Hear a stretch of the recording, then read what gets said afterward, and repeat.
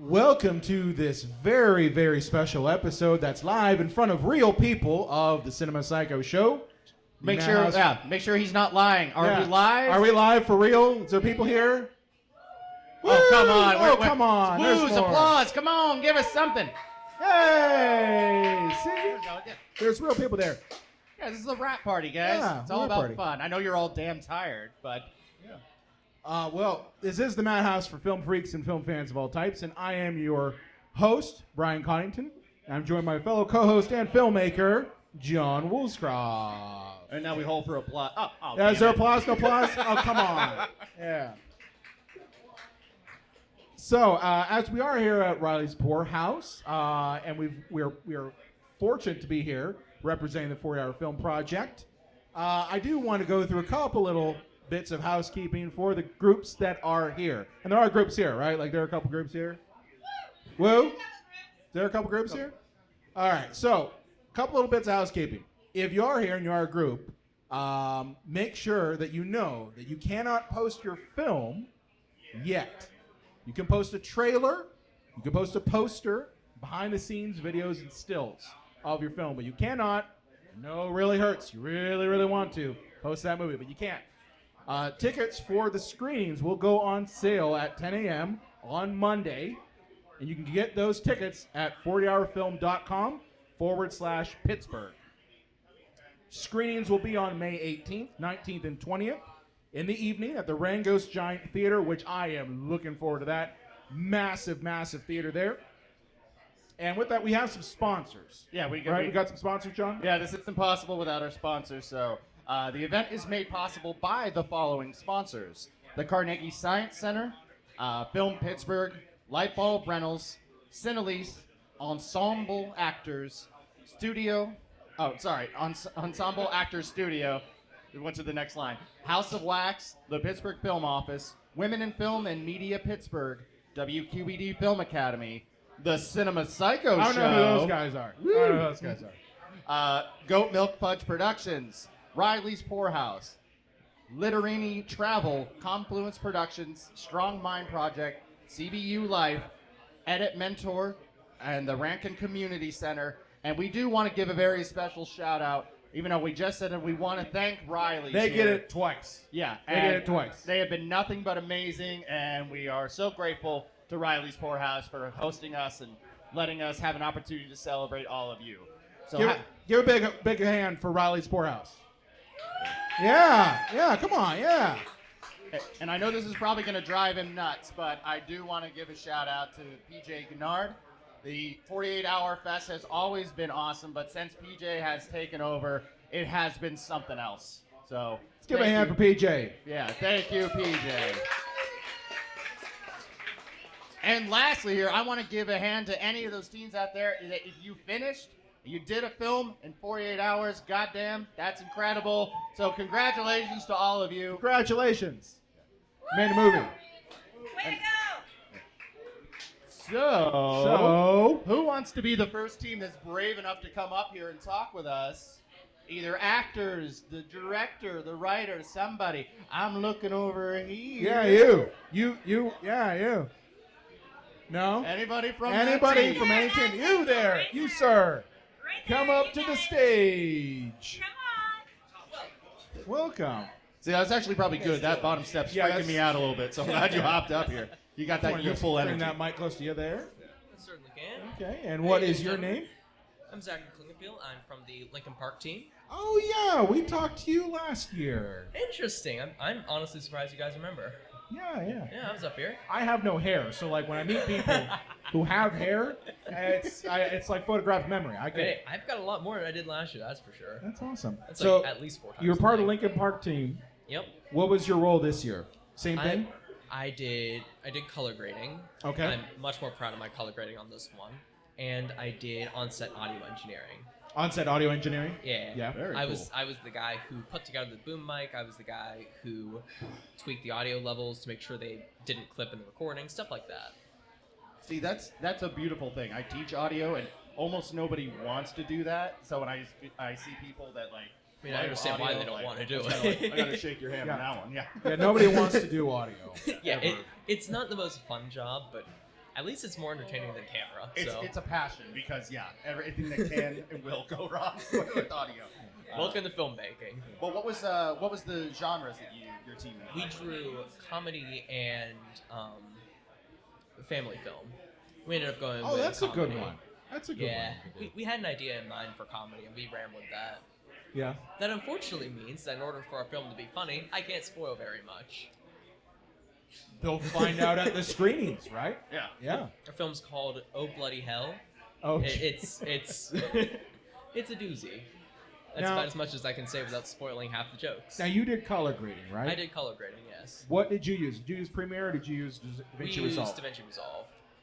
What was your strategy for color grading? Because like there's a million different ways that you can skin the cat when it comes to color grading. Like some people will go like really like fine detail, and then some people will be like, I just want to do There a were general times grade. where I That's had it. at least 4 nodes on a given clip. Yeah. There were times, there were clips that just would not cooperate. That I got cooperating no matter what. Yeah. Those clips, I got them to cooperate. Just took 4 nodes. Just I've took a done lot- some that have had like 20 nodes, Steve. Oh God. Yeah. Now were there you're talking about nodes for the uninitiated, for the people who don't know that workflow. How would you color grade a shot using Resolve? Like, what's your process? I mean, the most immediate thing I can say is the artist's feeling is his law. I can't remember who. Caspar David Friedrich said that. The artist's feeling is his law. You gotta feel it. If Yeah. it doesn't feel right, it's wrong. That's the first rule of any art. If it doesn't feel right, it's wrong. See, you gotta feel it. Once you do that, you get into the mindset of feeling. You tweak sliders until it feels right, honestly. Mess with saturation, mess with the levels until they feel right. And have fun with it, really. Then, important. You're talking about audio, now you're adjusting the mic. Nice. Yeah. Once you've got a color grade that you're happy with, Yeah. walk out of the room, at least 10 minutes. Then come back. If you still like your color grade, it's good. If you absolutely hate it, fix it. That's good advice there. 'Cause you Yeah, can very easily get locked into, this looks so good, this looks so good. Because you're out of touch with reality because you've been messing with wonky colored reality Right. for the last hour. Yeah, there have been times I've come back the next day and I went, "What the hell was I thinking?" I have had that exact thought so many times this year. It's absurd. Now, one of the things that I know for me as a filmmaker has always been like, it's driven me nuts when it comes to color grading, is matching shots across a scene. Oh, Like, I think like we always think like, Yeah. oh yeah, I can replicate this shot. I can make this shot look like this. that's why you But how use do 2-up view. What was that? That's what 2-up view is for. That's man. right. That's what 2-up view is So for. is that how you ended up doing? Like, what did you just like copy your node and then like if it pass it doesn't over to another one? if it doesn't look right in the thumbnail view DaVinci gives you, then I do that. Yeah. Try to match it. If I can click between shots and it feels right, it feels right. Yeah. But if I'm sitting there, I'm playing the timeline and it's not right, it's not right. I fix it. And the artist's feeling is his law. Caspar David Friedrich knew what he was saying with that one. We gingers know what we're talking about. So, what was one thing? Because I think every 40-hour film project, during the weekend, there's always like that one, oh man, really stressed out, gonna pull my hair out. I speak as someone who doesn't have hair. Moment. What? Pull your beard hair I out. pull my beard hair out. Was there a moment like that this weekend with your group? Getting to the length, actually. Can you speak a little closer to the mic? Getting to the length, getting to the film length, because we had problems. We were at 3 minutes and 40 seconds. Oh, yeah? By the time we were done with our edit, our script is tight. Comedy is fast. You don't wait for comedy. Right. You make the joke. You have to have comedic timing. So our script went fast. Yeah. We shot fast. I mean, we were done by 4. We were short by about 20 seconds. We had to shoot a little extra, fill stuff in. Yeah. It looked good, but we were kind of shooting to hit the time limit at a point. So you had to almost like pack in a bit more. Add a little bit. Add some more A little bit. establishing shots here and there, that sort of thing. Make it look a little bit Yeah. longer. Okay. Yeah. So yeah, you kind of a final question. You were on set and post production. How Yep. tired are you right now? Honestly, 8 hours of sleep both nights. Oh wow, That's You weren't the main editor. That's why. I was not. You were Sam not the main Evans- editor. That's Sam why. Evans slept in his car. I speak as an editor. I'm like, yeah. I was not the You main got guy. 8 hours both nights. Yeah. Awesome. Yeah, I can't no. wait to see it. Thank you. It was Thank great you guys having for you on. having me. Thank you very much. Let's give a round of applause. Lincoln Park team. Great talking to you again. Now, are there any other group members that worked on films this weekend that want to come up and tell us about their experience? You could have been an actor. You could have been the sound guy. You could have been the colorist. You could have been the filmmaker. Come up here. Tell us how your weekend was. Yeah, I got you on here. I got you here. They're taking advantage of that Yingling special, I see. Yeah. Who wouldn't? Just want to bring that mic closer to you there. Let's talk. Don't be afraid of it. So, can you give us your names and what group you were Great. on this week? My name is Parker Stevens. My name is Shane Dixon. Shane Dixon, Parker. Yeah. Nice to meet you. Yeah. We were working with the Twins of Destruction. That's right. Oh, yeah. I know those Oh guys. yeah. Oh yeah. I acted and I did the fighting direction, the fighting choreography. Yeah. Sorry, go ahead. I was the cameraman. Okay. Yeah. It's a unique thing, like a unique talent to be able to do fight choreography. I mean, especially in just a short time frame too. It was making sure nobody's accidentally kicking no each one's other in the getting head. hurt. It's like, all right, we wanted the fight choreography to be a big central piece. Well, let's slap something together real quick this morning. Let's hope it looks good.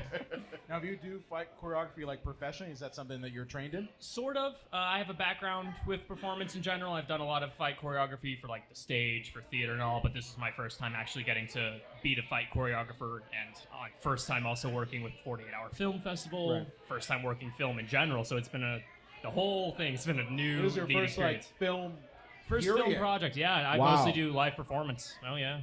And is it important to make sure that people don't actually make any physical contact, or is there sometimes that people are potatoing each other out there? Well, I mean, sometimes, you have to make physical contact, tell the story, but I mean, even with the time frame we did, we really tried to prioritize that everyone was being safe, making sure that no one was getting stabbed or really hurt too bad. We needed them for the end You of the don't day. want them really hurt too bad. Look, Just if a you're going little to get hurt. really hurt, please wait Just until tomorrow. Band-Aid level. Just please, yes. You can have a little blood, it's fine, but just rub some dirt in it. We'll be Just a okay. little blood. So when you say you were running camera, were you the official cinematographer, or were you just running the camera specifically? A little bit of both. I mean, I had some input, but Yeah. yeah, I was going Doing a off. little of- grip work? Yeah, right. Who isn't, right, on these projects? Yeah. But it was different 'cause this is also my first time. My forte is still photography. I've never shot a film. I have an appreciation for film, but I kind of just applied what I already knew. Yeah, I mean, yeah. If you can do photography, you could. It's a natural step to cinematography, I would think. So what was the genre that you guys ended up with? So we ended up getting tearjerker and buddy film. Oh, Okay. Yeah. Oh, yeah. And you had fight choreography. Yes. Oh yeah, we decided to take those two genres and then might as well make it a noir detective story on top of that. Why not? Hoping we can surprise people. Oh, do yeah. something different. Was there anything about this weekend that, from both your areas on the film, that was like, oh man, the most stressful part of the weekend? Like, obviously, like, this was the first time you both were involved in film in general, but like, was there anything particular to what you all did that you're just like, this like was my, oh my god, I'm gonna tear my hair out moment? I think personally for me, it was just making sure it's like, all right, we want to be able to tell a full and complete story through all of the fight work we're doing, but we also only have a little bit of time to get it choreographed, to walk through it, and I think for me it was just compromising the fact that, all right, yeah, it's a different world than what I'm used to. I'm used to having to deal with a lot of different restrictions, different sight lines for live performance, working with people of a lot of different levels of skill as well. And it was really a blend of both, of being like, oh man, I'm really stressed. We got to get this done. Get to the next shot. We're running out of daylight. Ah. But then everyone was really professional, and we were able to do a lot of really good work in the time we had. So I'm just glad we were able to work together and get it done. Awesome. I got to you guys for going noir. That's a lot of very specific lighting that you gotta hit there. Yeah, so I like that took a set there for you guys. Oh, no, I mean, especially Pablo, the guy who was doing our lighting design. This was also his first 48. He was phenomenal, really. Oh my I gotta gosh, hand it to yeah. him. He It was did- his first time doing Oh yeah, film too. I think we have 4, At least 5 people. Yeah. This is our first 48 or first Wow. incursion in film in general. So Wow. yeah, I think we really struck magic with our group, though. And you're all friends now, too. yeah, we are I now. would definitely say so. Yeah, I got some friends. Either now. best of friends or worst of enemies. Yeah, by the time it's done. Let's see how tonight goes. We still got some time. Let's see. So have you seen the film yet? Has it? I haven't. I haven't either. You haven't either? I want to keep it fresh. That's right. What about you? What was your moment that like was stressful at all this weekend? I think it was the difference between stills and video, because Yeah. when I'm doing still photography, I have a lot of time to slow down, think, reframe. When you're doing video, it's just you're off the walls. You know, your subject is moving. You only have so much time to film the whole thing. It's just you're going. Plus that, like, you know, if you're outside, if you're filming outside, the light's going to change Oh yeah, we were with fighting. literally a matter of minutes. That's right. Right? hmm So, That was a big. Most of the hair tearing off came from the lighting. Came from the lighting. Yeah, outdoors. And if anybody can hear, we have our third host, Mother Nature. Yeah. For the rain just hammering down again on us. Mother Nature does not want us to talk to filmmakers, apparently. But, yeah. Well, congrats, guys. I can't wait you. to see it. Neither can we. Right. Thank you very much. Yeah. Awesome. Thank you. Great talking to you. Good All right, talking. talking to you all as well. There you go. Yeah, come on, give him a round Round of of applause. applause.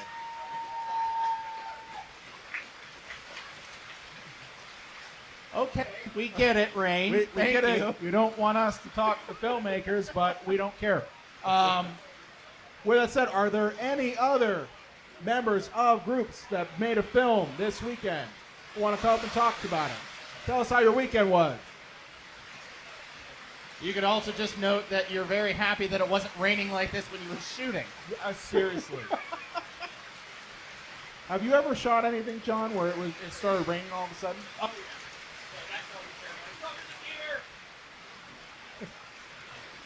How we doing audio-wise? We all right? You Yep. gotta talk louder. All right, yep, there we go. Oh, bring it as close to my mouth as humanly possible. That's what she said. But all right, anybody Yeah. else out there? Any Anybody from any of the filmmakers, other groups? actors, anyone who worked on a film this weekend, acted in a film on this weekend. Yeah, it's always interesting to talk to the actors. They have a little bit of a different experience. I mean, all different wings: editors, directors, cinematographers, the actors. Anybody can have a completely different response to the 48-hour films that they worked on. Well, John, I know while we're waiting for people to want to come up here, have you ever worked on a 40-hour film project? A couple of times. Couple of times? I've done. Whoa. It was a dark and stormy night. Apparently Mother Nature didn't believe you. I've done 48s where I've done a little bit of everything, and then there's sometimes where I've just done acting. So Yeah. usually small groups where I'll have to do a little cinematography. I'll have to do some stuff in front of the camera. I'll have to help edit. Yeah, I've only done the editing. Okay. I won't. I mean, that's probably my mistake there.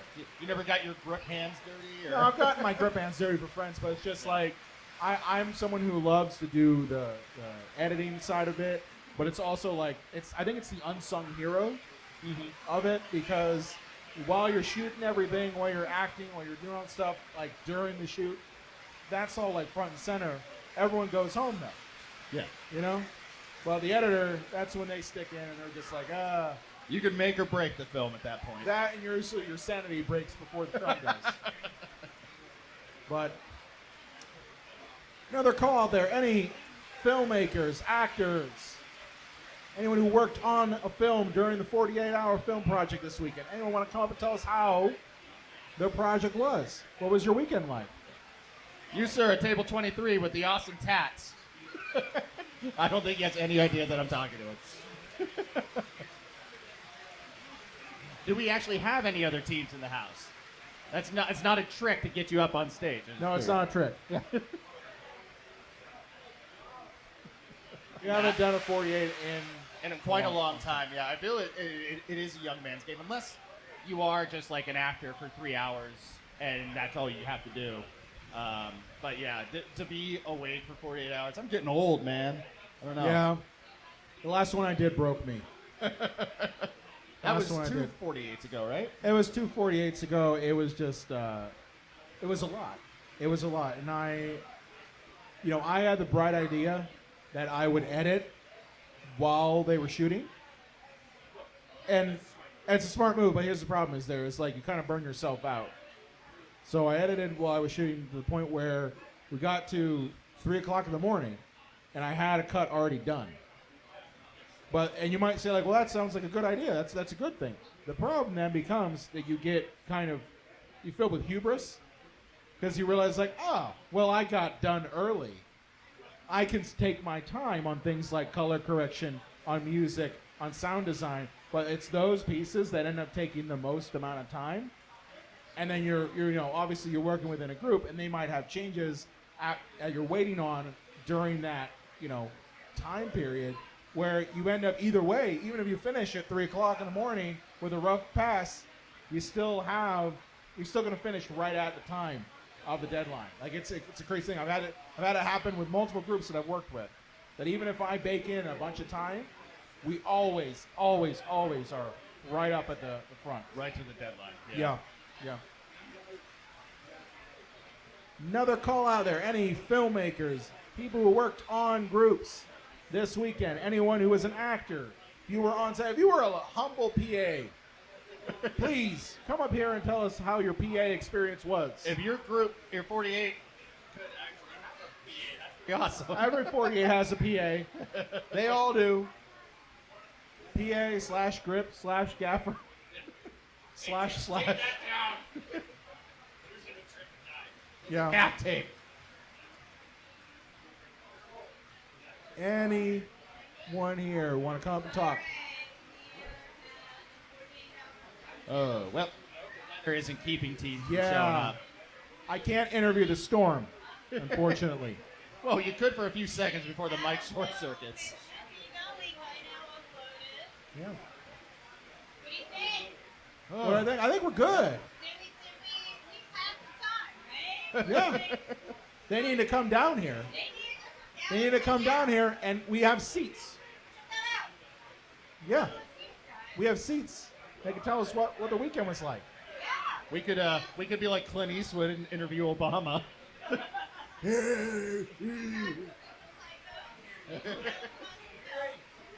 Yeah. We got 48-hour film, so PJ is over there in the bubble working his butt off. He is trying to make sure everybody got what they needed done, and I am. All right, here's my plan. Fill time for me, Brian. I'm gonna go try to hunt people down. You're going to hunt people down? All right, well, so I'm going to describe what John is doing to hunt people down. He's going to find some people in the audience. So John is going to find you if you look like a filmmaker/actor. Wants to come up here and tell us how your weekend was and what you did.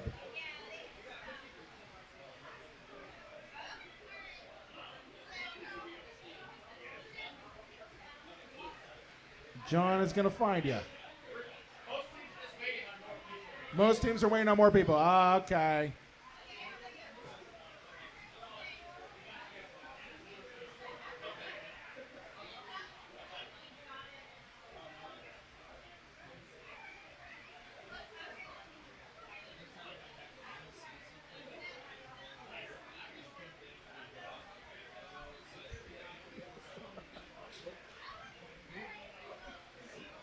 All right, so what's the verdict? You find any people? Well, most people are waiting for the rest of their teams. That seems to be the issue here. Okay. Yeah. I think they want somebody specific to be the spokesperson, and that's not here yet. Oh, come on. Are you coming up? Yay! More people! Hello, boys. Hello. I don't want to alarm anybody, but the Reuben here is excellent. The The food here Reuben? in general is good here. I at had Riley's. that last year. It was really good. It's amazing. Yeah. You had the shepherd's pie earlier, didn't you? I had it last time we were here. I had to get it again. You want to bring that mic a little bit closer to you? Don't be afraid of it. Don't be afraid of the mic. See, you're perfect. You got it. I got it. You got it. So, what are your names? What are your names? What group were you on? I'm Haley, aka Hazy Jane, and we are on Team Twins of Destruction. My name is Pablo Alvarado, and I was brought in for lighting. Oh, okay. But I also served as makeup last minute. Like makeup last minute. It's always last minute with the 48. Like, hey, does anybody have this particular skill to any degree? If so, let's rock. You know? So what was the genres that you ended up getting? We had tearjerker buddy film. Yeah, we had. Yeah. Oh, yes. You're part of. Yeah. Yes. Sorry. Yeah. We had a film noir. Yeah. Yeah. So can you talk about the noir? You know, how did you go about that? And also, amen or hats off to you for doing noir with a 48-hour limitation. Well, so we actually did color. Mhm. We didn't do noir. Okay. Like neo noir, kind of more that style. Blade Runner style. I don't know. The kind of lighting that we did, it's, I don't know, Suspiria. The original. So Giallo style.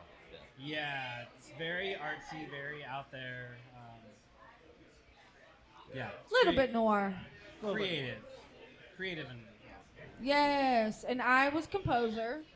Oh, So okay. I made all of the music in 48 hours. That's awesome. Thank you, See, Solo Dolo. I could have guessed it. You got kind of like a Stevie Nicks vibe going on Oh, here. thank you. And I'll say this is my 5th 48, and I really brought the game of having cinematic composition and a cinematic score, and I think we crushed it. So we definitely brought a lot of those vibes into the music of the noir, of the tearjerker, and even a little bit of buddy film. And he definitely killed it on lighting. Let me just tell you, lighting is superb. it was very stressful because every scene was lit differently. Really. So it's really on the fly. Just go, go, go. You know, how am I going to light this? Let's do it. Let's shoot it. So did every scene kind of like have their own personality, that Right. sort of thing? Mm-hmm. Interesting. Well, and this is from somebody who has no background in music whatsoever. Were you there on set, or did you only in post production, and then you said, okay, this is the feel I have, and how do you compose music that fast? Oh, that's a great question. So I have a gift of being able to read a script and I hear the music that comes through. So I actually start on Friday and I don't stop until Sunday. However, Sunday's the most important day as you are with the editors and you're with the directors and you're really solidifying everything. However, I start creating Friday night just like everybody else.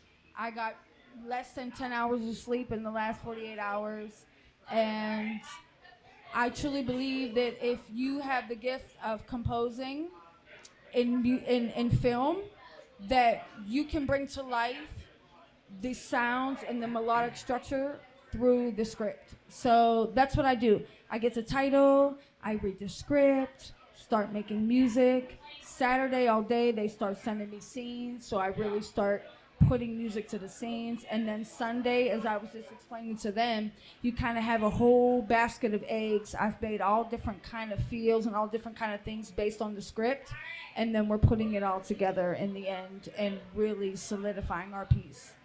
Wow.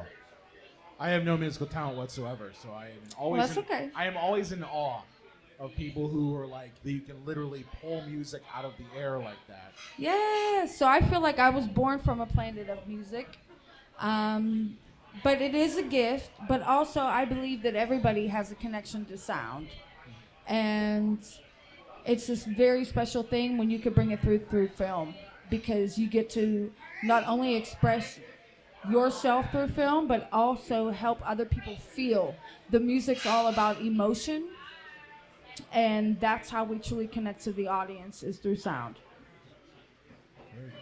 I think the visuals, the composition, the cinematography, the lighting, the sound is all going to really pull it together. Yep. Well, I'm excited to see this tearjerker buddy noir, neo-noir film. Yay! Yes. And hear it too. Thank you. Awesome music. Thank you. Yeah, awesome. All right. Well, thank you both so much. Appreciate coming up here, and yeah, it's very cool, especially to hear from a sound person's point of view, and and from the lighting department. Yeah, and makeup, which he did phenomenal. And makeup, yeah. And makeup. Yes. Well, thank you guys. Oh, thank Thank you. you. All right, give him a round of applause. Whoop. Hey, Table 21. Did you do a film this year? You come here and tell us how this weekend was. Yeah, you can bring a menu with you too if you want to decide what you want to eat while talking about Yeah, that's cool. You can ask us what looks good on the menu.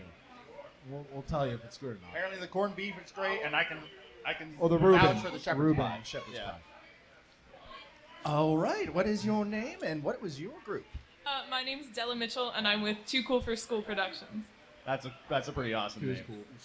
All right. And what was the genres that you guys had to work with? We got horror and disaster film for. Oh, you hit the jackpot. Yes. You hit the jackpot. And what was your duties on the production? So I brought together the team. I directed and I edited the film. Okay, so yeah, You brought together you the had team, no directed and edited. Wow. Yeah, that is a round of applause right there. So what? You've gotten 3 hours of sleep in the past 48 Yeah, hours? pretty much. You're like, my eyes will not blink because if they close, I will fall asleep. Yes. So when you have genres like that, how much preparation goes into planning for any particular type of genre? Like, did you say, oh, I need to have makeup people on standby, or because I might get horror or something like that? Like, when you get your genres, how do the gears start going in terms of who do I need to bring on to this, or do you already have a team in place of somebody who can do a little of everything? So for the most part, we kind of already had a team that was set together from people from my school, and through that, my writers, before we had even started, they were just even thinking what if this could be an idea for that, or this could be an idea if that was a genre. And when they got the horror genre, they were very, very excited. But I couldn't be there that first night, and my writers are absolutely amazing. We had 4 of them on with us. And, they took it away and they finished their script in 3 hours. And it was great. We got the whole thing done. And we were able to stay really true to the script, too, which was really exciting as well. So, yeah. That's always an interesting thing. It's like, okay, now we just are going to sit here and wait for the script. Well, no, you're not sitting there. You're preparing other things, but it's like, we need a script. What we can't rush the writer, but we need a script Yes. as soon as possible. So, as you're the director and the person bringing everything together, and the editor, what was your biggest challenge this weekend that caused you to nearly tear your hair out? I ask this question of everybody because there's a lot of juicy stories you can pull from that. But what for you was the biggest challenge? I think the biggest challenge was honestly just even being unsure if this team would actually pull together. I was really worried about just people being able to be there. At the beginning of the week, I was very unsure of even who was going to be on my team. And then I feel like it was Friday night, we didn't even have anybody Friday morning to go to the kickoff event. And I couldn't go. I was in a musical, and so we were all we were trying to figure it out. And then it's everything suddenly clicked into place. We had 2 people who had their nights freed up, so they were able to write and they were able to go to the kickoff event. And then the next day, a bunch of people's schedules magically cleared, and I feel like the stars just kind of aligned. And it was crazy how it worked out, but everyone on the team was able to come. A lot of people said that they wouldn't have been able to come to filming, or they wouldn't have been able to come to certain things. But their schedules all cleared up, and it was really cool. At the end of the night, we had everybody on our team all together, which we didn't think was going to happen at all over the weekend. So that was probably one of the coolest and craziest things. It's great to hear that because I think that's the pressure cooker effect, right? Yeah. Of this particular event is that either it's going to fail miserably or it's going to come together and you're going to end up with something that is really awesome. So have you made films before? Is this your first time? Or This is my first time kind of being in such a head position. Last year at my old school, we would do, I was a part of the school news, so I would do little things for that, but never anything to this extent. But there is nothing like this at my new school, so when they brought up the 48-hour film festival, I was like, that was something I definitely wanted to do. No matter, so I talked my friends into doing it, and they they wanted. I was happy that they wanted to do it because I like cared about it and it was something that I really wanted to do. But I mean, this is kind of a first for me, as especially on just like a level of, especially like editing it like this and directing it like this, and you getting all these shots, and also just getting the people together. It was really, I don't know. It was the first time being in like this much of like a leadership position, but I think it went really well for a first time. So you just jumped head first. Yeah. Yes. Just dove right in. Good for you. That's the only way to do it. And you got it submitted. You succeeded. Yes. So that's pretty awesome. Now, when you say edit, does that also mean you did the sound editing, the color grading, the music, like putting all that in, or were you like a one-man editor?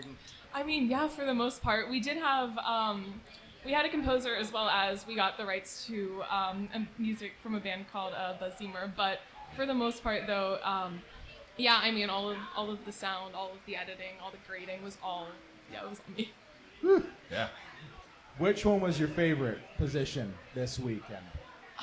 I think my favorite was probably directing because I feel like I've never even been a part of a project that has even needed a director. So being able to be in that kind of position was so much fun, and I didn't even realize how much I would enjoy doing that. But yeah, I kind of just had a blast yesterday doing all that. And then you're the editor, and you're just like, yeah. It was like, oh, it was fun while I shot it, right? The fate of the project is now in your hands, and getting it done on time. Yes. So you did horror this time. Do you think you're gonna do the horror one in October? I don't know. I mean, I think it really just depends on. Because on that one, you get all the different subgenres of horror and sci-fi. Yeah. Then, I don't know. I really liked doing this one. I didn't think that, like, this wasn't one of my top genres that I had in mind, like, when I was, like, reading through them. But after I got it, I kind of was like, I didn't even think about some of the possibilities that we had with it. So I was very excited, and it was a lot of fun to film as well. Awesome. Yeah.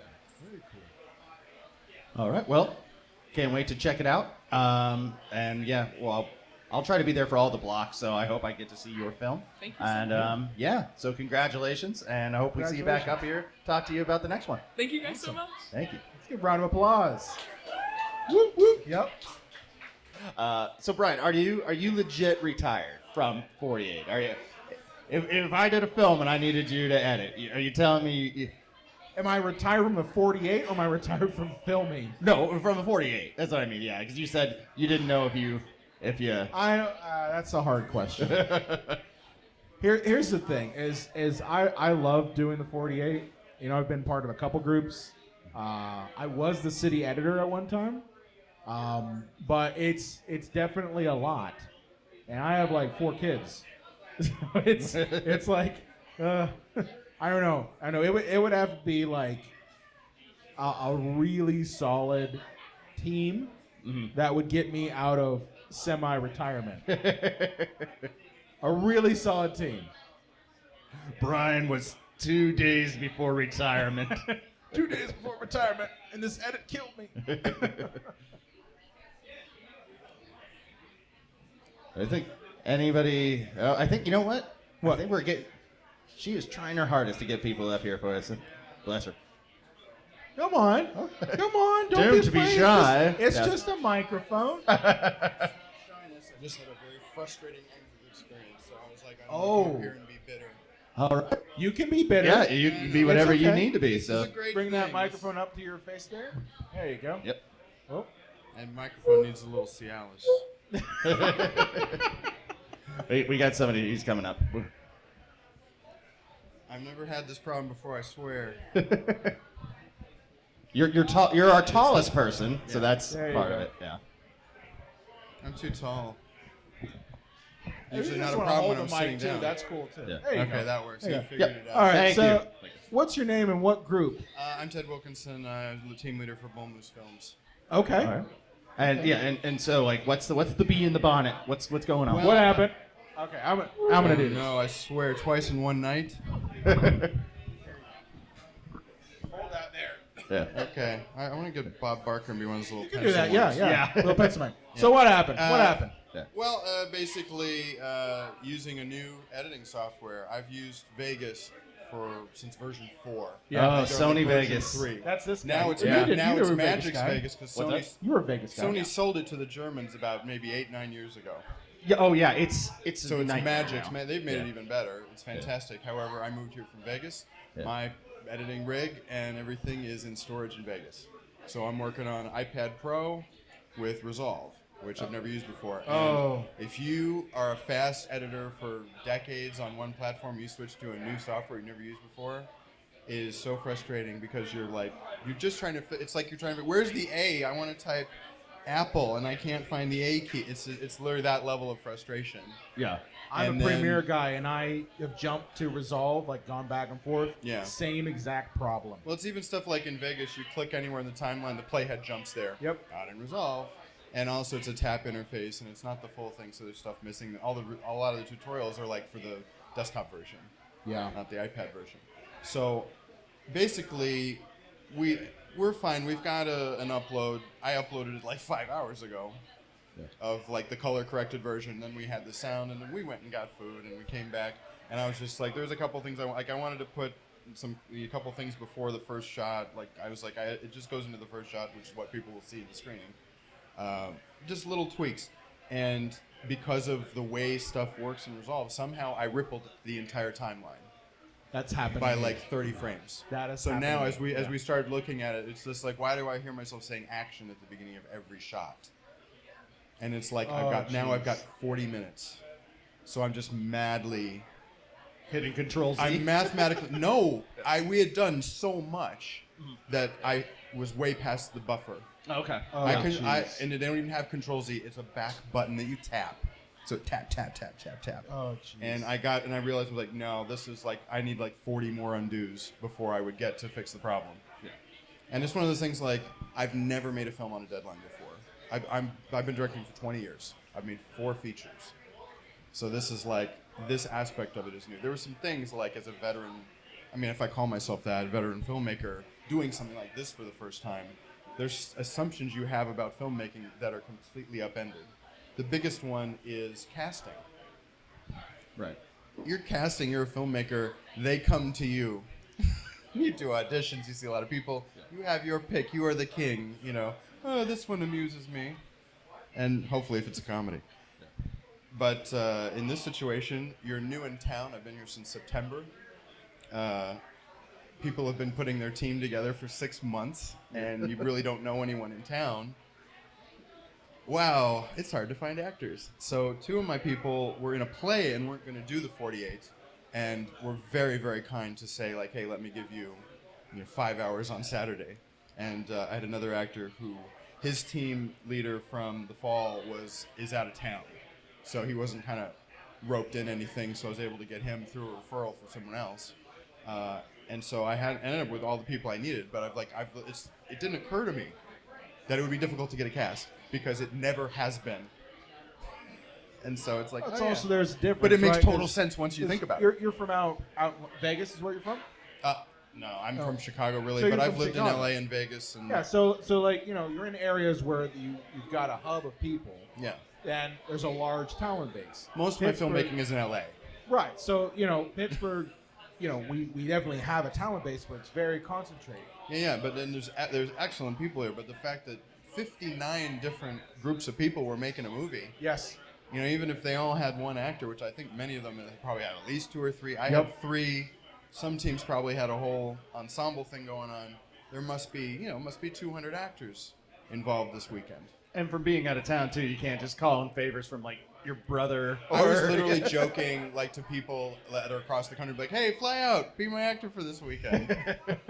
And I mean, really, the person I knew that I'd never even been to Pittsburgh before I moved here in September, and PJ shot a movie that I directed in LA, like 10 years ago. So that's how we know each other, and he's like the only person I knew in town when I moved.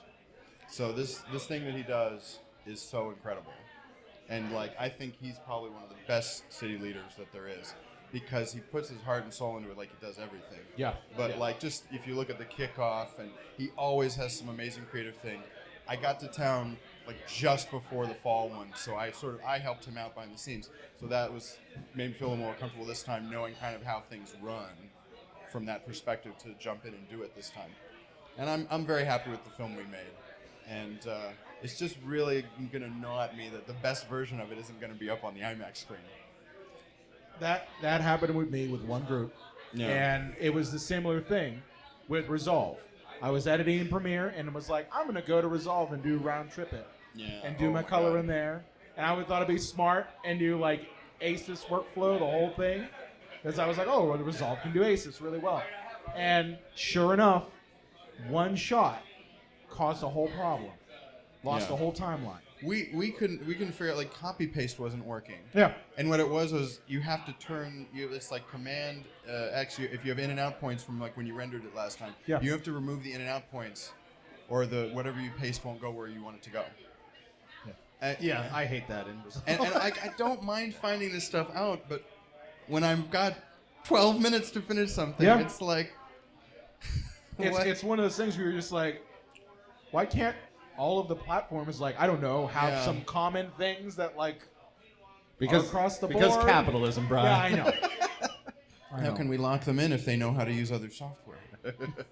But I mean, the fact that they're giving that for free is incredible. Resolve, or at least like super low, like $300 for that's for the studio version. Yeah. And that's a one-time thing. Like, yeah. And so, I can't be mad at them, but it's just a matter of, like, I know if I had the tools I was used to, I would.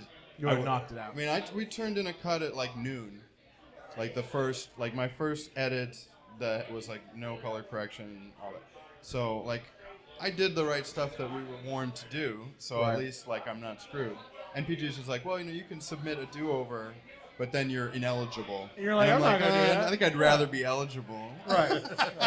Because it's one of those things where you look at your own stuff and all you're seeing is like, oh, that should have been like this and this. But people don't know any of that stuff. You were your worst critic. That's how it works. We had a sequence. The movie cuts back and forth between different realities, and I shot on 2 different cameras to illustrate that.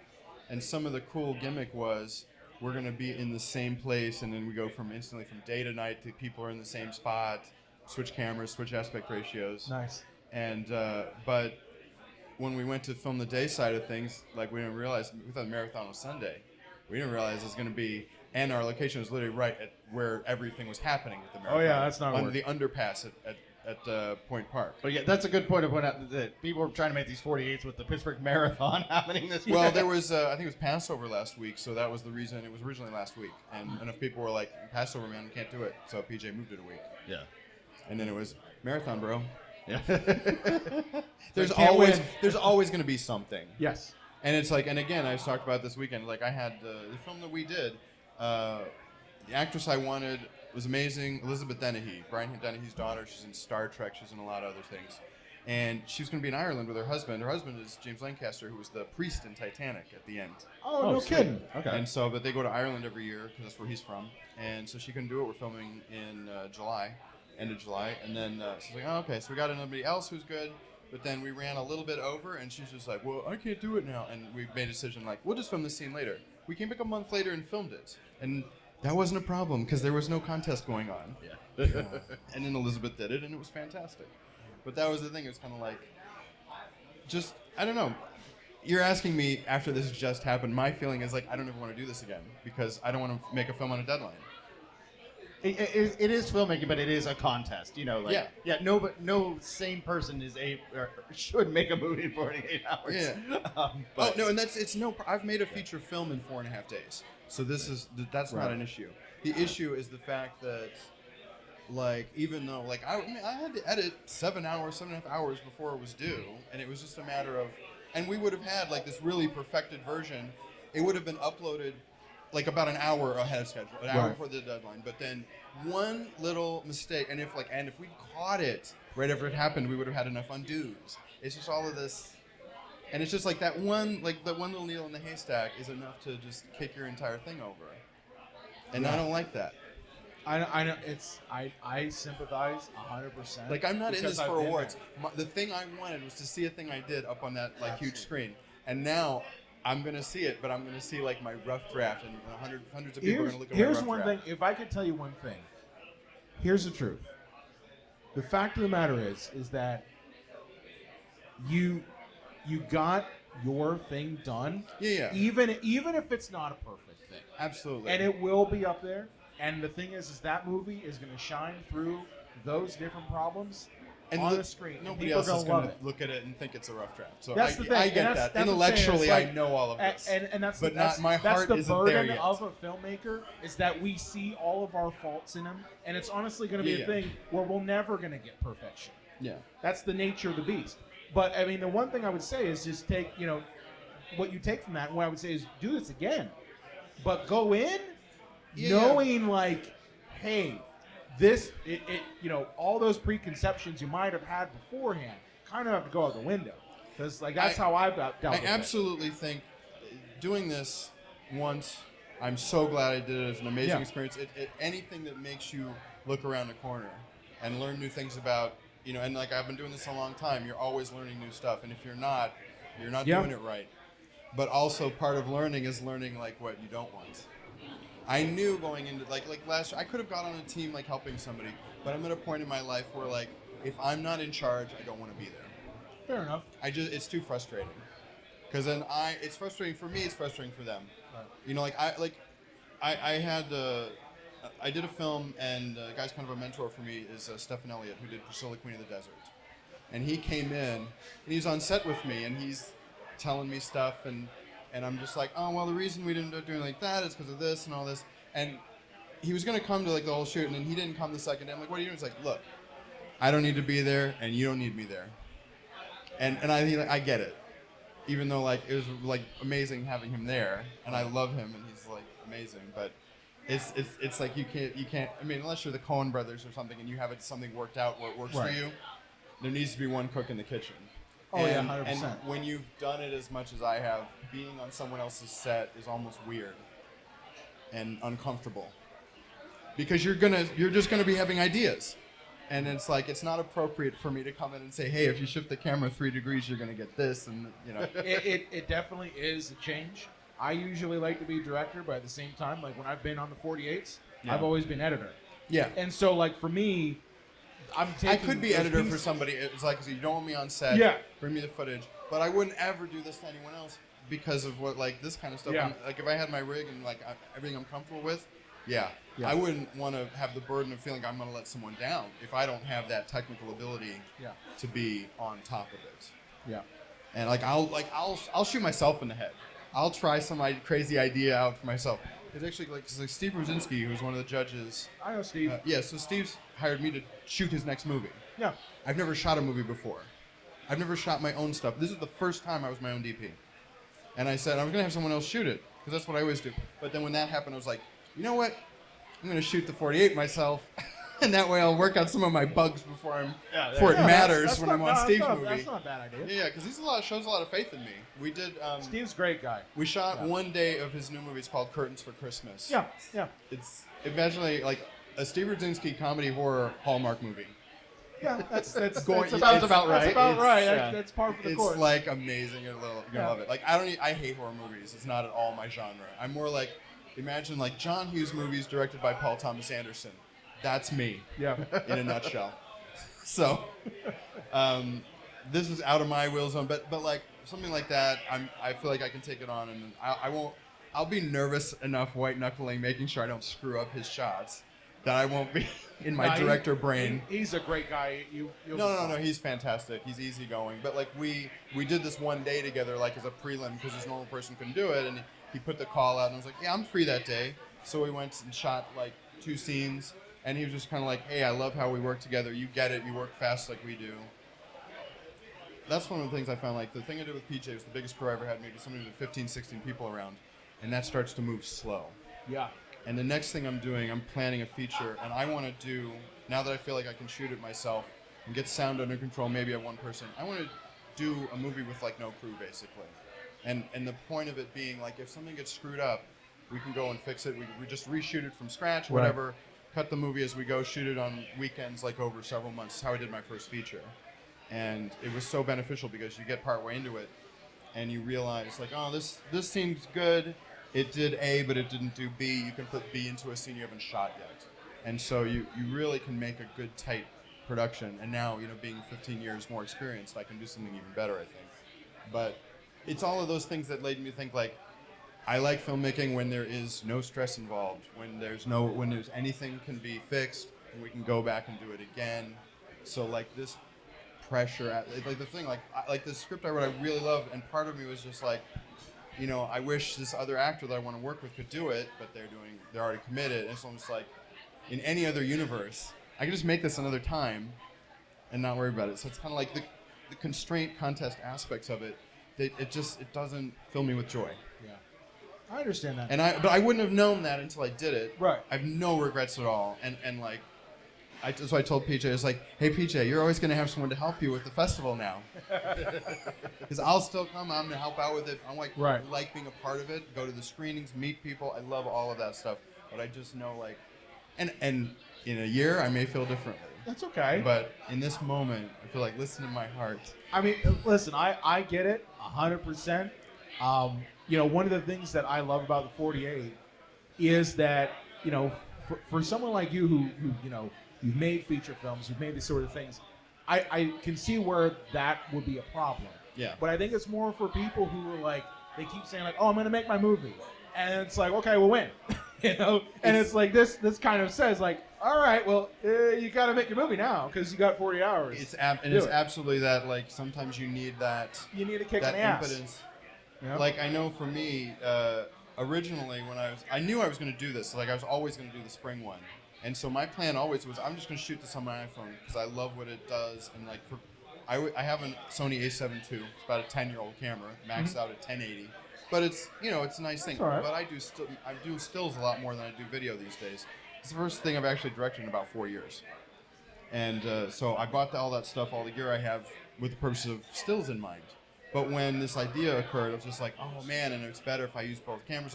And so then I dropped some change at Amazon for the stuff I need to turn this into a video rig. Right. As I don't shoot with a tripod, but for video, yes, you got an 8. Yeah. I got prime lenses, and I'm gonna shoot at 1.8. I don't trust autofocus on an A7 II. No, thank you. A7 IV would be fine, but and even I have a few things where I couldn't quite tell, so I threw autofocus on. I look at the thing like, oh look, as soon as he moves his arm, little hunt. And I was thinking like, oh man, put like a sound effect on that so it looks like it's on purpose. But it is what it is, and I'm sorry it was a rough weekend. That's the thing. It was only rough the last 2 hours. Either way, we had all kind of challenges because of that, like that location. It was essentially the underpass at Point State Park. Yeah. And we'd filmed it at night. Gorgeous. Like we had to do a pickup because we forgot about the compact. I wrote it in, and then it was just like, oh yeah. So we went back with the guy and we shot two little inserts last night because most of it we shot Friday night. And we were there so late on Friday, the light on the fountain was off. Which I learned as we were shooting at 9:59. It goes off at 10 o'clock. It's good to know. I didn't know that. Yeah. So like I'm down there and I'm just like, oh look, the fountain's lit this time. And so like I designed all the shots. He even did this weird twist so that he would be in line with the fountain and the light. Yeah. It's a great shot. And then like I'm like, we just need one more, and then dunk. I guess we're not doing one more. It was perfect the first time. Let's go. Yeah. No, it's just one of those, and it's things like you learn a lot about your gear, and it's like if you're not a professional, this is just fun, and like you say, it's a reason to make your movie and have the camaraderie of like-minded people. That's why I went to film school after I made a feature. I think it's also for networking too. I think that's the other side of it too. Especially if you're an actor, because I guess I'm sort of seeing things from a filmmaker's perspective first and foremost. But anyway, like I had 2 people that were like my crew who had never been on a film set before. Yeah. And one of them was a lady I work with, and it was just kind of like I want to have somebody that I know a bit around who's willing to just. She just didn't want any responsibility. Like no, like watch stuff, get people water, hold a script, whatever. That's all you need. And she was happy to do that and thrilled and just like cool to see it and not feel stressed that she had anything crucial to do that could screw things up. Right. And then the other person was somebody who reached out to me when I had the crew like I need people up. Yeah, let me know when you want to kick me off. I can talk all night. But and they were just somebody who's a film buff. They're studying at CMU and they're studying like medicine. But that was fun for them to come and like be involved and just kind of see how the sausage is made. And I'm happy to have people around who want to learn, but like aren't necessarily going to start throwing me like 400 opinions in a minute. because I just roll in all my sets, especially when it's something where because really, even though you're not always under a contest timetable, you don't just always have unlimited time. You're not Stanley Kubrick. It's always time and money. Yeah, for exactly. Bill. That's what he did on later on is he shrunk his crew down. He ran like a really cheap per day operation, and so that he could buy himself 300 shooting days. So his budget wasn't exponentially higher than other filmmakers. He just decided like I would rather have time and thin down all these other ways to buy that. But the thing I say with the people on set is kind of like, if you have an idea, throw it my way, but you have to be willing to accept a quick no. And then once we're wrapped, when there's no pressure on, I'll sit down for an hour and we can talk about why I said no and what my reasons were. But you just have to accept that we'll use it, but we might not use it, and if we don't, there's no time for explanations. Right. Well, I hope we do see you back up here. I'll always be around. I mean, because I love this town, and it's a great place for filmmaking. And there's a feature that I wrote 3/4 of and got to the point where I need $100,000 to make this. And so that's what the thing I'm writing now is something I can do with I got it right here budget. Great. Let me go write the last 40 pages in the car, and I'll be back. Yeah. But yeah, it's just, when I lived in LA, that's what I moved out there for, not the weather. I moved here for the weather. I love winter Hasn't and got cold. the rain? Yeah. You live on the West Coast. You rain 6 days a year. It's like the lead story on the news. Well, the only downside is the overcast every day. But That was perfect for me because you're shooting outside. I love overcast. Oh yeah. I don't have to worry about the It's directional nature's sun. diffusion. Exactly. It's just somebody threw because everyone kept saying, "Oh, it's too bad." I'm like, no. Aside from the rain, and I have a convertible. We shot scenes with the top down when it was raining, because it's like nope, top needs to be down, needs to match. We're just driving the rain, and you can't see it on camera. There's like one shot where the rain reads. If you've ever shot in the rain, you know how this is. Yeah. Like rain doesn't really read on camera. That's why it could be raining, and Hollywood will bring in rain towers because the rain has to be so thick, and it has to be lit. Yep. So you do those two things, then you can see rain. But if it's not supposed to be raining and it's raining kind of light, never see it.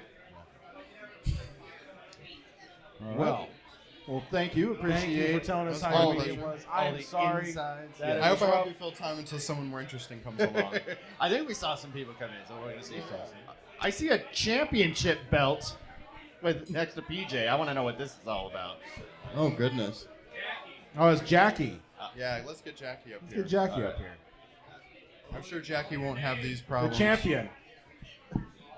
The champ is here. The champ is here. Great Thank talking you. to you, man. Hi guys. Hey, Jackie. How's it going? Pretty good. How about with you guys? Not too bad. Good. That's a nice title about that. Is that actual leather? It is actually PJ and the 48 did not skimp on any cost whatsoever. Spare no expense. It's instant weight gain. It weighs like 10 pounds. I was just in Philadelphia for WrestleMania Fan Access, and they have, I'm so jealous. but they have like the legit belts that you can pose with, and I'm like, damn, these things are heavy. They're heavy. Yeah. You wouldn't think it. You think, oh, it's just a belt. They're very, very heavy. They are. So, what kind of questions? So, the Legacy Award, can you tell us? Legacy Award, and if you guys know anybody that should be nominated for Legacy, please do. Legacy Award is somebody in the filmmaking community that gets nominated because they've been in it a while and they help other people and just don't have to be like the greatest filmmaker. You just got to be a nice person. You've been around the Most block people a while. Yeah, I haven't. I've been doing this since 2007. Okay. Every year. Yeah. Just a little bit. Just a little bit around the block. So you have one, obviously, for this go around too. Yes. Right? Yes. All right. Yes. Yeah. So what was your genre and what's the name of the film? The genre we pulled is disaster film, and the name of our film is the End of the World Together. So yeah. Okay, well that's good. It would really suck if you got disaster film and romance. I mean, Right. You could make that work, but It could have been disaster romance way it went, yeah, but it was. I was very happy to get disaster. I was so happy to get disaster. So did you play around with any like crazy special effects Yes, for the? yes. Oh, what'd you do? No, I don't Without want to give giving everything away. That would give everything away. That would give everything away. I actually have to give credit to my son, Yep. who did that final scene, and he did a phenomenal job. Yeah. Some other parts I had to fix when he gave me the edit back for my turn, but he did a phenomenal job on it. I said, "Do you want me to do it?" He goes, "I'm a professional, Mom." So is it kind of clockwork for you at this point? You know, you got your people, you have your actors, you have your crew, or is it always just, is it different every time?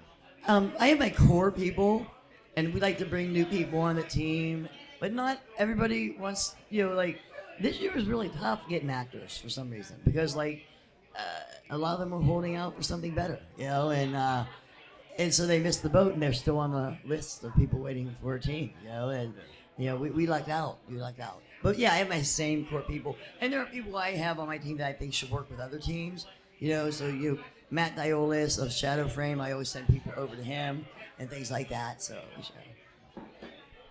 And what is some of the best moments you've had doing these, and what is, like, were there any disasters that you've ran into while working on 40? I have the this one was close to being a disaster, literally, because we had a young teenage filmmaker, and we let him take the wheel, and literally almost, because we have a car scene and he was really tiny, and he was the only one of us who could really maneuver this camera in position, and it was our compact shot, and the compact didn't make it into the film, so we had a reshoot this morning. This morning, yeah. This morning we had a reshoot this morning, but it was just that one scene, and it wasn't matching. So that was a disaster. But a big disaster was the year we lost all our footage. We finished. We wrapped at 4:15. It was the biggest cast they ever had. And the guy handed me the card and said, "It's empty." And I'm like, "What do you mean it's empty? We checked the footage as you were doing it." He's like, "I don't know when I was transferring it. If I deleted it, it's gone." So that was 4:15. And then I just sent a text out at 5 and said, anyone that wants to come back, we're going to make another movie. And we did. We made another one. Wow. That was actually really funny. Yeah. That was a funny one. So, are you is this like a ride or die? Are you gonna do these as long as you're able? Yeah. Well, no. My plan is to go to the 20-year mark, which is in just a couple years, and hand the torch over to my granddaughter, who has been doing it since, oh gosh, I think she did her first 48 with me back in 2010 or something like that. So she's been doing it. Well, now she's a teenager, and she's a little kid now. She's a teenager, so I'm gonna hand it over to her. By then she should be about 18, so she'll be able to handle it. Yeah, you've gone through 3 seconds doing this. Yeah. I make her feel so guilty. I make her do this every year, and I told her this year, Violet, you don't have to do it if you don't want to. She goes, "No, I have to do it, Nenny. I have to be in 48." So it's like our thing. We get takeout every day of the week, and I cook all Friday night for craft services.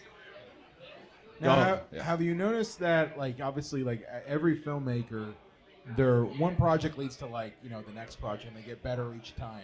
Mm-hmm. Since you've been doing this so long, how has your filmmaking, your craft, gotten over that time? I still make really shitty films. I mean, like, I get these big ideas that don't flesh out, or I found, like, when there's too many cooks in the kitchen, the film flops. It doesn't do anything. And when you have a small team, like this year, our crew was me and Roger and that teenage boy, okay, and Mike was helping direct at some difficult scenes, and I'll shake my head at some of the movies I turned in. I'm like, oh, I don't even want to go to premiere. It's so bad. But the one thing that has gotten better is my patience, I think, and I really have the whole entire writing. I have my script done by like 9 o'clock at night, and my whole cast You're a professional writer. That's the thing. It's and like you for know you. what I write? I write disaster fiction for a living. So this kind of fit. Yeah. So it was fun, and so but there's a lot of pressure because I write disaster fiction. But yeah, I think what I've done is I became an editor through this process. Like, I was just an okay editor doing basic stuff, but now I do special effects and I don't know when I became an audio expert, but you wouldn't tell this on our current film, okay? Because I blew that one out of the water. Never work with equipment that you didn't have at least a month work on. Oh yeah, you gotta play Yeah, around I with bought it. these new Bluetooth labs, and I should have played with them for a lot longer than 2 weeks. You know? Suffice to say, they don't work well under clothing. So. Well, yeah, especially when you're on a deadline. Yeah. So, you're the Legacy Award winner last year. Yes. Moving the award to someone new. I'm excited. What's it? Hell no, what's it defend been, the what, belt. what did it feel like when you got that Legacy Award last year? It felt, I felt honored. I cried because like it meant other people in the. I thought PJ was just being nice and like nobody else was nominated or anything. Like I really didn't believe it.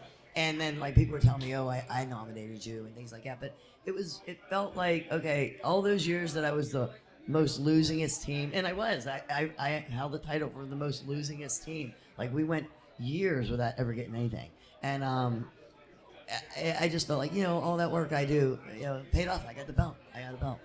You're the champ. I am, and I'm a wrestling fan, so this meant a lot. Awesome. So, who's next on this thing? Don't know. What was that? Who's next? Who's next? Yeah, who's next? There are a lot of people have come in recently. We got Peoples. Oh, we got peeps. Peoples. Want to come up and tell us how your weekend was? Do we know who this kid is? Well, congrats on finishing the story. Thank you. I love these new faces. I just really do. It's a lot of fun. Thanks, guys. Oh, thank you, Jackie. Thank you, Jackie. Give me a round of applause for Jackie. The woman, the myth, the legend. Hello, sir. Hello.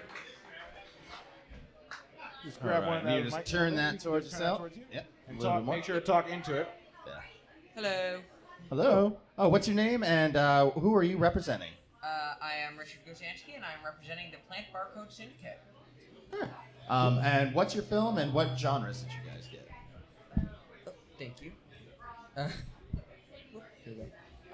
Audio's fine. My film is, I believe we decided on The Fumble, and our the genres we pulled were romance and sports. We technically only used romance, but it is a film about someone falling in love with a football, so. Well, inspiration. Romance can Fall be a in love game with an and have actual football or just the sport of football? Oh, no, literal football with googly eyes on. Okay. Of course. Well, football is one of those shaped balls, let's be honest. If that's your kink. Pigskin, baby. Oh. Yeah, so what was the process like? And how many of these 48s have you done so far? This is my first one. Oh, wow. I'd say you look like a young man, like a young. Obviously, I'm old, so anybody looks young to me. But so yeah, this is your first one. So what was the experience like for you? Oh, incredibly stressful. Right? Yeah. The team was entirely comprised of students, and we are not renowned for being able to make our deadlines. So that was fun. Actually, we initially did submit it on time, but then there's some audio issues. So at the last moment, we decided we would just upload the fixed version a little bit late. Audio issues and color always. Yeah. And the key thing is that like, as long as you get it in before the deadline, that doesn't mean that somewhere down the road you can't fix all those things and be able to show it again once you have your precise one that you wanted the whole time. So, you think you'll be doing this again? Oh yeah, definitely. Yeah. All right. Very. So cool. what was your role on the production? Were you just the director? Were you the actor? Mostly the director. There was someone that we thought would be performing or making a cameo that couldn't, that I conveniently kind of looked like, so I wound up having to step in for that. But for the most part, I was director and the film guy. Camera, I don't know the precise terminology. Camera operator. Yeah. DP, yeah.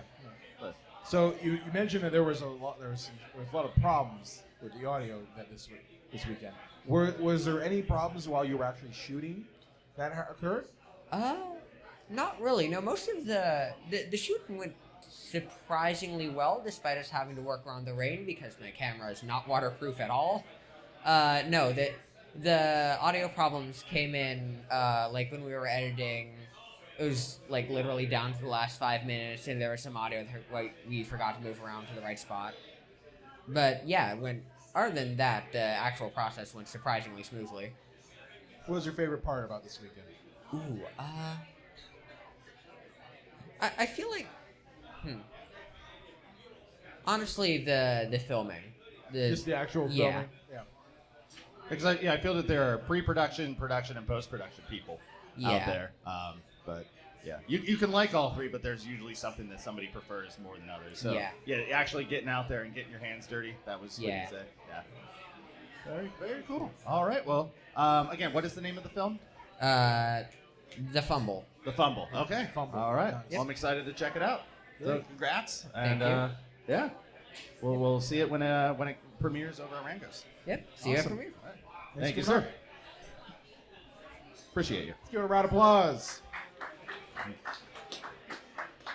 Any other filmmakers, actors, people who worked on a movie this weekend want to come tell us about your experience? Don't be shy. The mics don't bite. Neither do we. Hard. Hard. Yeah. You were not on a team? Oh, All you got a right. 48 story. We got a 48 story. I had an And accidental what is your 48. name, sir? What? What is your name, sir? Brandon Williams. I do sound. You do I sound? wasn't on a team this year, but I did have a surprise 48. A surprise for you? Yes. Okay, what I happened? was in a situation where I was doing sound for a film last year, and we were supposed to have about 30 days in between the screening and when the sound was supposed to be done. I was supposed to get the mix. I did not. Uh-oh. Oh no. No film. Then it gets to 14 days out. No mix. Okay. 13 days. I get it in. Right? Doesn't work with anything I have. It won't open. Come to find out later on, I won't name, but I won't name.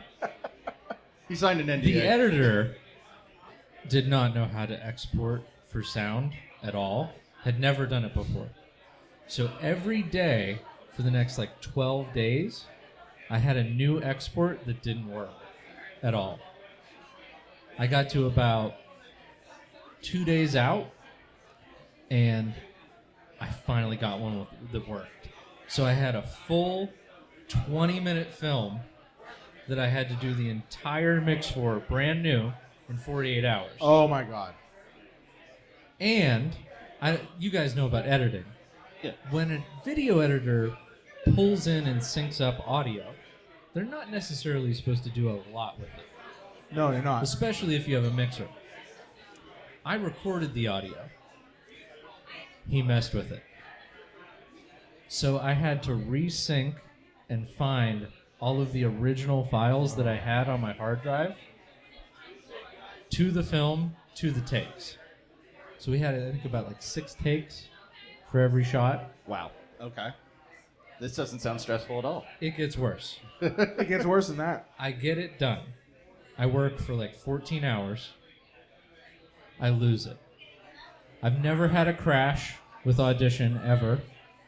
I mean, I have, but every time. I work with Audition for our podcast, so it can. It's rare, but it can. Every time, it's been completely recoverable. Yeah.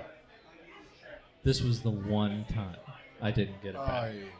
So, I had to redo all of that the night before the screening, basically. And then we had to find somebody in an emergency to turn it into a DCP to put it on a projector. And I learned a lot, but one piece of advice I would say is if you're working with somebody who does audio, do not edit any of it. Trust them. Because you could make a change that to you is so slight, but in a different software, just ruins things. Well, I think the whole thing is that, one, if you've got someone who's already dedicated to do the audio, yes, there is no reason then for you to do anything with it other than to just make sure the takes are synced. That's it. If that's already there, then I think in defense of the editor, I don't know who the editor is, but in defense of the editor might be so used to wearing every hat as an editor that to them oh yeah, it's just part of the normal process to do, EQ and compression and all sorts of other stuff. And When that you're could just be- like, that's fine for just you. But if you've got someone like yourself who's already doing that, there's no need for that. Yeah, And the if you reason- somebody have to paint your house, you don't be like, yeah, I was just, I already did a little painting for you, It's like, sir. I did your roof too, and your gutters. Yeah. Other than the time constraint, the reason that I relate it to the 48 is because so many people go into a team that they're not familiar with. Yeah. And you might be used to wearing a bunch of hats. I don't remember his name because I was working on the sound earlier. But you had somebody up who said he had been directing for 20 years. Yes. Anyway, Yeah. he had said something similar about wearing a bunch of hats and wanting to be in control and everything. And it's the same sort of deal and sharing ideas. That was the thing that I was getting at. He said that he couldn't be on another set because he would constantly want to share ideas. That is a problem during the 48 when you have a bunch of people working together that you haven't had working together before. I've been on teams where there's so many ideas and three of them might be good. Yep. And now you have somebody who is already dealing with this monumental stress, right? And now they have to decide between these three good things. They could head in any direction. They could fail, And That's where you have to have someone who literally says like, these three ideas are awesome, but we're going with this one. Exactly. And I'm sorry, I'm sorry I'm crushing your dreams, but we're gonna go with this one because Exactly. I've got debating about the idea is gonna add more time that we don't have.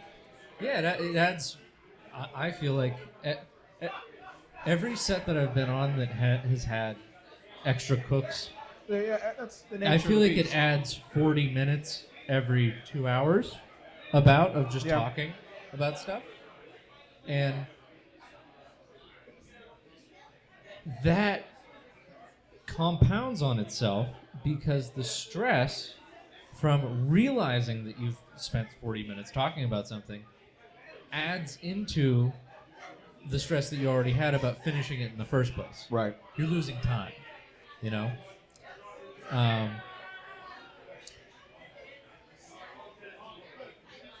I don't know. I've been on a lot of teams of different caliber. Do you have any questions? I've been doing this for a while. Do you always I started do audio? off what? Do you always do audio? For the most part, I do audio. I worked at a few theaters for a while, but now I just do audio pretty much. I like it, but it's very... I like recording audio, and I like editing audio, but editing audio is vastly harder.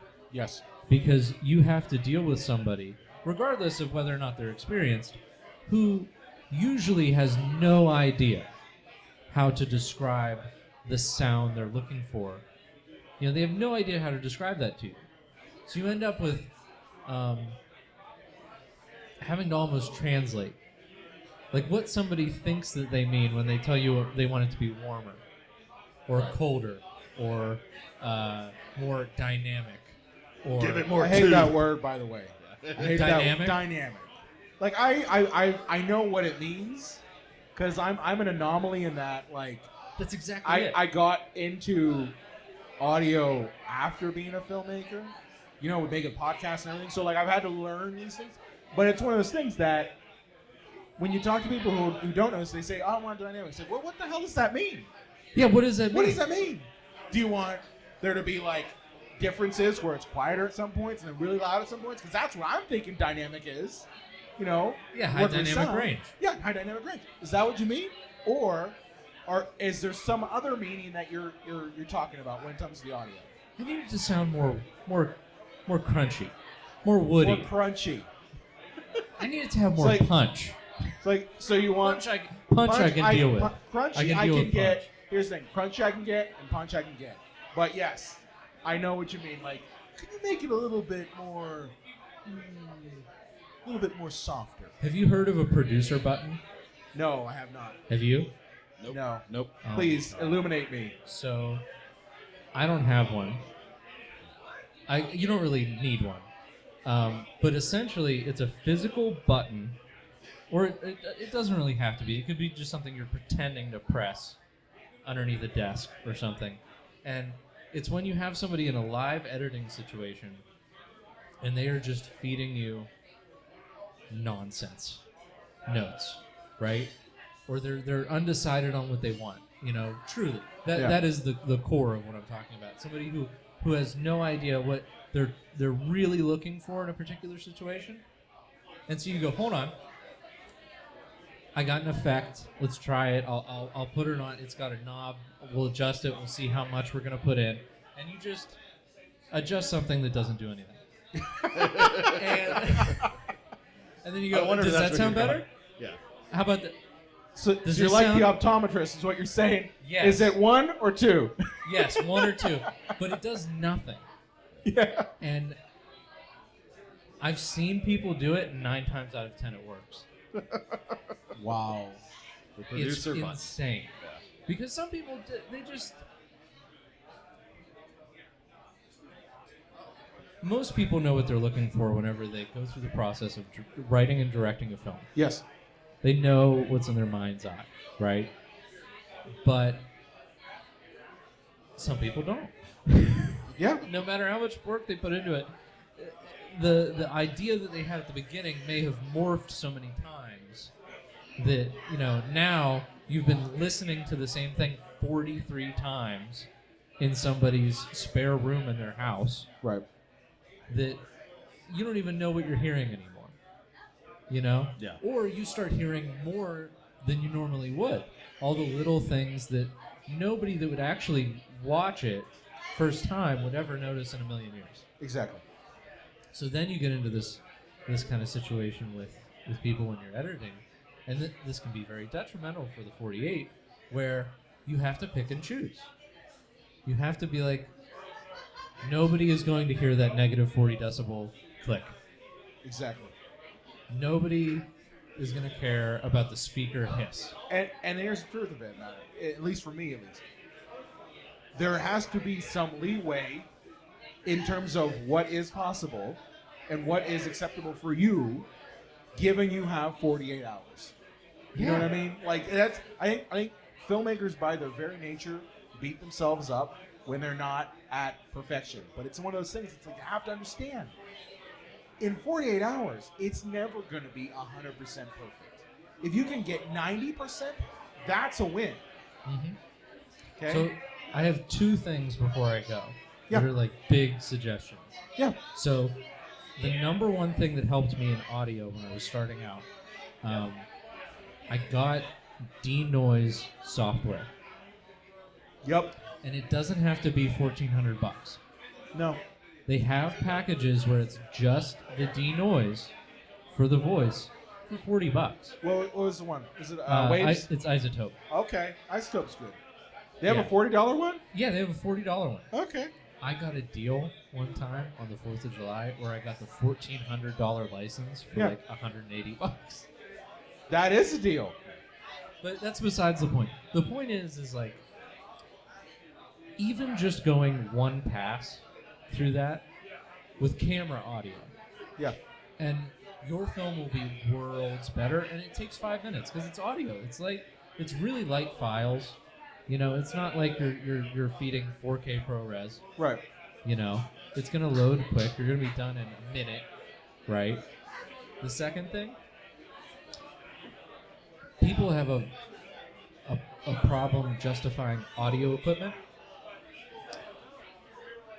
but they don't have a problem getting camera stuff for some reason. Like Spend people will get $2,000 on a camera lens, thing. no problem. Yeah. $2,000 on a lens, but $500 for a microphone. Yeah, I can't do that. Right. So here's what I did. I found a website called ZZounds. ZZounds.com. It's not attached to your credit at all. You can literally call them and ask for a different price on audio gear. They ship it to you in 2 days, and you only have to make the first monthly payment. Wow. So like the other day, just as an example, I wanted a speaker. You know, it was $200. We'll use a different example. I wanted wireless microphones for PJ's shoot, actually, and I didn't have any, and I needed them. And you know, 2 wireless microphones with a microphone is like $2,000, and that's like the cheap end, you know. Yeah. So I went on. I spent $100, ordered them, got them, used them in 2 days.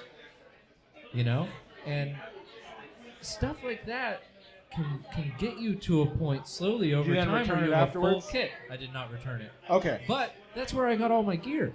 Right. I did not pay full price immediately for all my gear.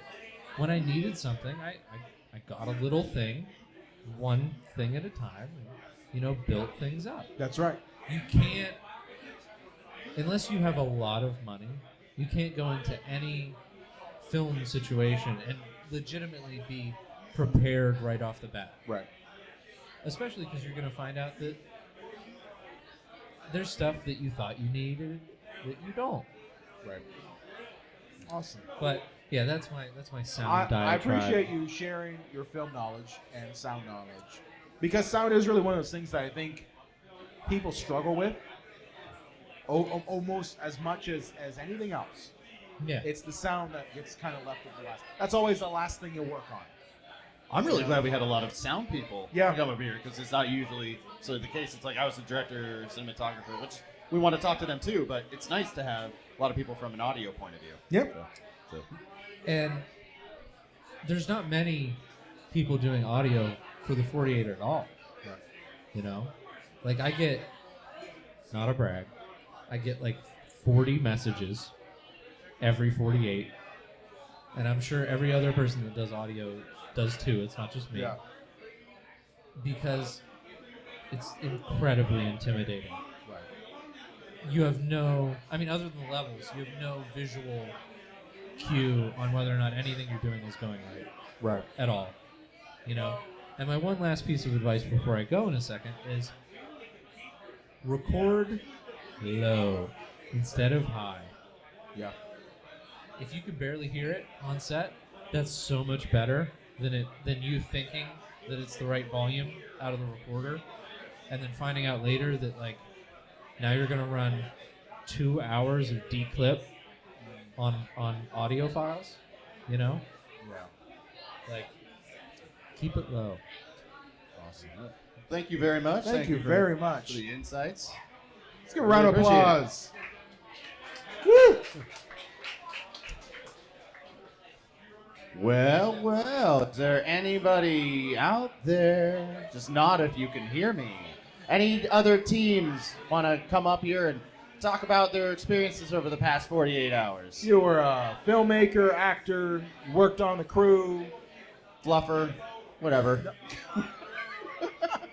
Not that kind of 40-hour film. Oh, okay. All right. Anyone who worked on a film during the 48. Maybe you were an actor. You want to divulge your juiciest acting secrets. How you get into No character. dry secrets, just the juiciest ones. Just the juiciest. Oh, I ones. think- Oh, wait. we got people coming? Albert? All right. Okay. How's it going? You're on deck. You're on deck. You're on deck next. Oh, no. you're fine. No, it's just whoever There's comes no up. line. Yeah. Just want to grab that mic. Just make it close to you. How you guys doing? Good. Make sure you're talking right there. Hello. Hi. you're good. How's it Yeah. going? So what's your name and what team were you on? My name's Jason Bauer. My team is JB Films. It's my own. So, and we had dark comedy. I think we pulled it off. Maybe went a little too dark. Kind of went into horror territory, but it was still pretty good. So, Hey, There's no such thing as too dark comedy. Yeah, it's Yeah. like, black coffee on a moonless night, yeah, exactly. So, yeah, I mean, I think we got the laughs in there, but like towards the end, I was like, I think we veered a little too far into the darkness. But I think it was good. It was fun, at least. Let's put it that way. Gotcha. And so, what was your feeling when you got the particular genre that you were going to be working on? I was just ready for anything. Like, No matter if it was romance, Yeah. horror, whatever. Yeah, I mean, I've done comedy. I had to do we did sci-fi horror for the last one. We got like monster films. So I don't really like. There's certain genres that I like, but I'm like open to anything. So, so I don't like try to go in like, oh, I hope, I mean, there are ones that, yes, if I got them, I'd be like jumping up and down. But everything is a challenge, and that's what I love about it. So, yeah. What was a challenge? When you talk about a challenge, what was a challenge this weekend with your particular film? Just kind of the settings and stuff, because I had a few possible locations set up that kind of fell through, so we ended up only doing one location. So I kind of had to make it look like multiple locations. Not sure if it pulled off as well as I would have liked to, but it is what it is. So, whenever you have stuff like this where you can't really prepare too much ahead of time, you just got to make do with what you got. So. Yeah, I feel like the 48 isn't for complete and total perfectionists. Like sometimes you gotta, it is what it is. Sometimes you gotta roll with it. I am not a perfectionist in any way. So like whenever people are like, oh, well, this doesn't, I'm like, guys, just let's not sweat it. We'll try to do the best that we can. But if somebody's really noticing that like the house that you're in looked like the last house that was in the last scene, then you did a bad job anyway, because if they're paying attention to those type of details. Yeah, if they're paying attention to those minor details, you're in a lot of trouble. Yeah, exactly. Like if they're noticing like this minute, like, oh, I think I saw, it's like, yeah, then you're obviously not into my story. So you were the director then? So. Yeah, I was the writer-director. So like I'm a film school graduate, so I've been trying to get back into it after the pandemic, because before the pandemic, I had like some connections that would help out with like films and stuff.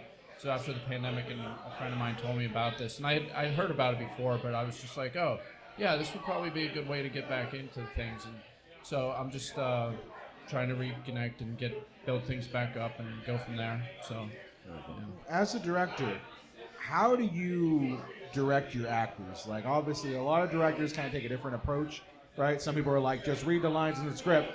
Yeah. And other people are just like, I want you to kind of bring your lived experience to that character. Yeah. What's your approach to directing actors?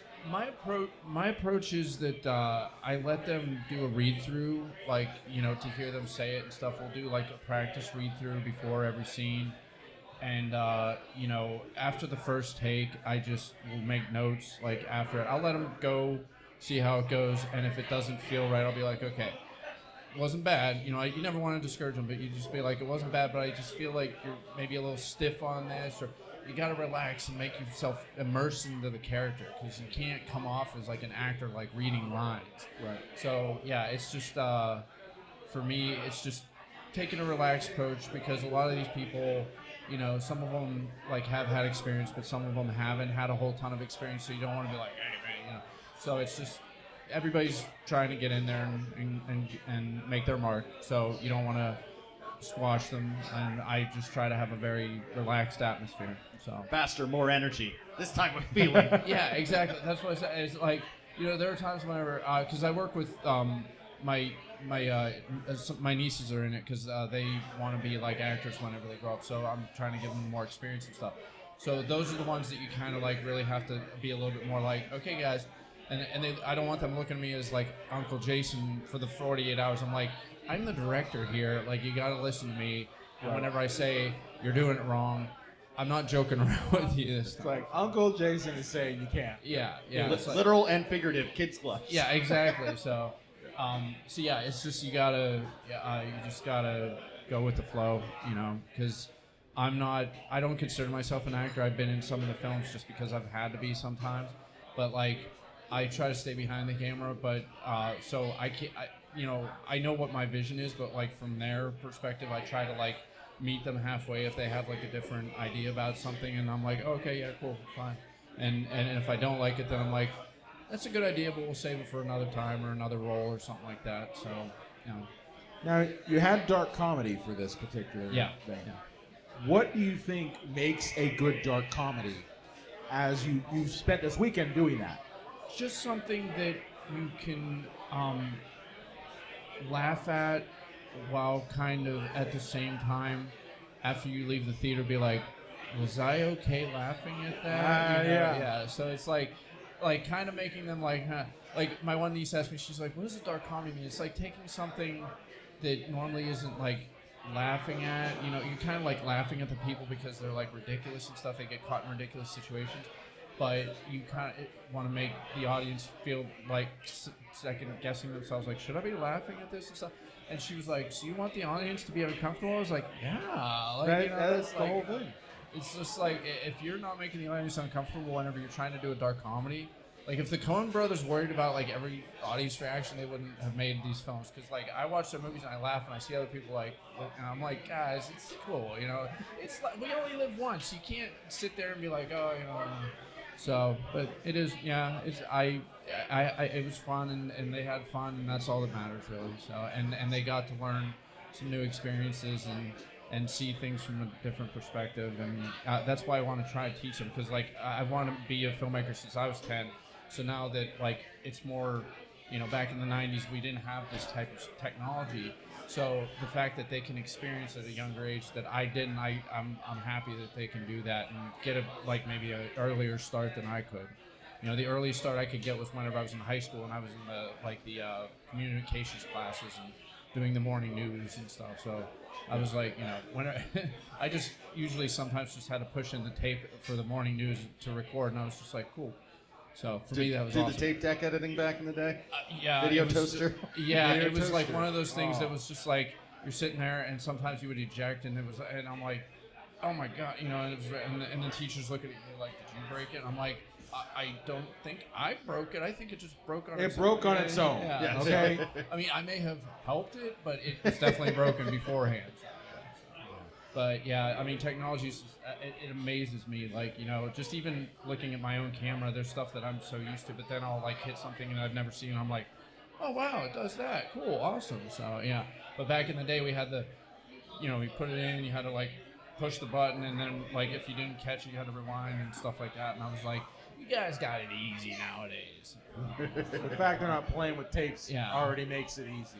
And it's moments like that where I'm like, I'm teasing, but at the same time, I'm like catching myself. I'm like, okay, I'm making fun of them, but I'm really making fun of myself because I'm old enough to remember whenever it was really, really hard. So yeah, when you had a 60-minute DV tape, you had to wait 60 minutes. Exactly. For it Yeah, to, like you were like sitting to there get into your editing software. Yeah, I remember like renting movies and stuff, and you put it in, and it's like, please be kind, rewind.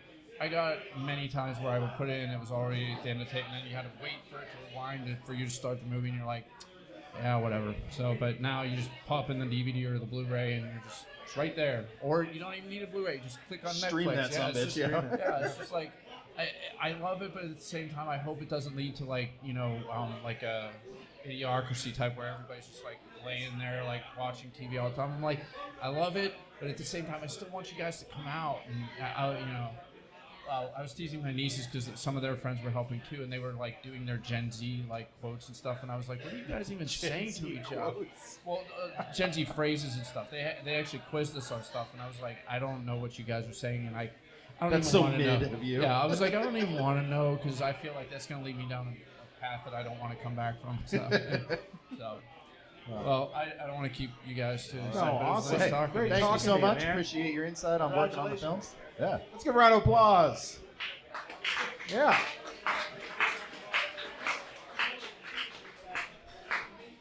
I know. Right. Okay. Now we're ready for you. Now we're ready for you. I'll knock anybody over if they try to get in front of you.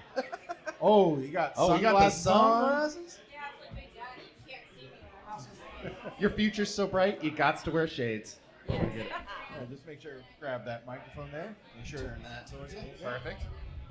All Yep, right. Bring that up next week. Yep. Am I good? Yeah. Yep, Okay. that's perfect. So, who are Yins and what was your team? I am Lindsay DiBattista, and you are? I am Greg Kulik. We are with Experimental Productions. Okay, very cool name. And what genre did you guys land on this time around? We did superhero. / Revenge. Ooh, superhero revenge. Superhero revenge. Yes. So obviously, like, you know, since superhero movies are so prevalent now and they're like $200 million budget, was it kind of intimidating to pull a superhero card, or was it like just use your imagination to try to make it more 48?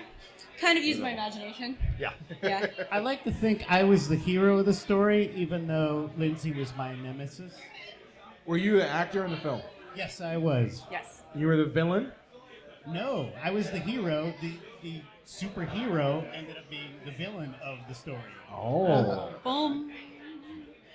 That And might what be a was- matter of opinion, but You have to be able to defend your character. Yeah. Yeah. And what was your position on the film? I was the villain.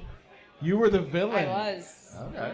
Are we allowed to share our name of the movie, or we all do that? You can give us broad brushstrokes, I guess, Yeah. if you want. So it's kind of a light-hearted, silly, vindictive movie. Nice. Anything else to add? What do you think about it? yeah, it was. We got the superhero slash revenge, and I think we made it more comedic than we expected. Okay. So were you just actors on set, or were there other duties that you had? I was just an actor. You kind of helped a little bit more, didn't Yeah, you? I think it was a nice, fun collaboration. Like, we had some ideas that I didn't expect to be honored, but it was fun collaborating like that. And did you know that the filmmakers themselves directly, or was it what did they just reach out to you first time, or what was it? First time we met Yes. earlier this week, actually. Okay. We hadn't met prior to, I think, Thursday night or something like that. We did a Zoom, and then Saturday we met officially. Now, so for somebody that's like the writer, director, and editor, they're there 48 hours. How long were you all on set for the project? What, from 9 a.m. until about 5? That sounds right. Yeah. Something around that. Yeah. Oh, like a normal work day. Yeah. Yeah, normal work day. But I think we filmed it like in a pretty sufficient time. Like we didn't start filming until 10:30 or 11:30 or something. I checked out early. So. You checked out early.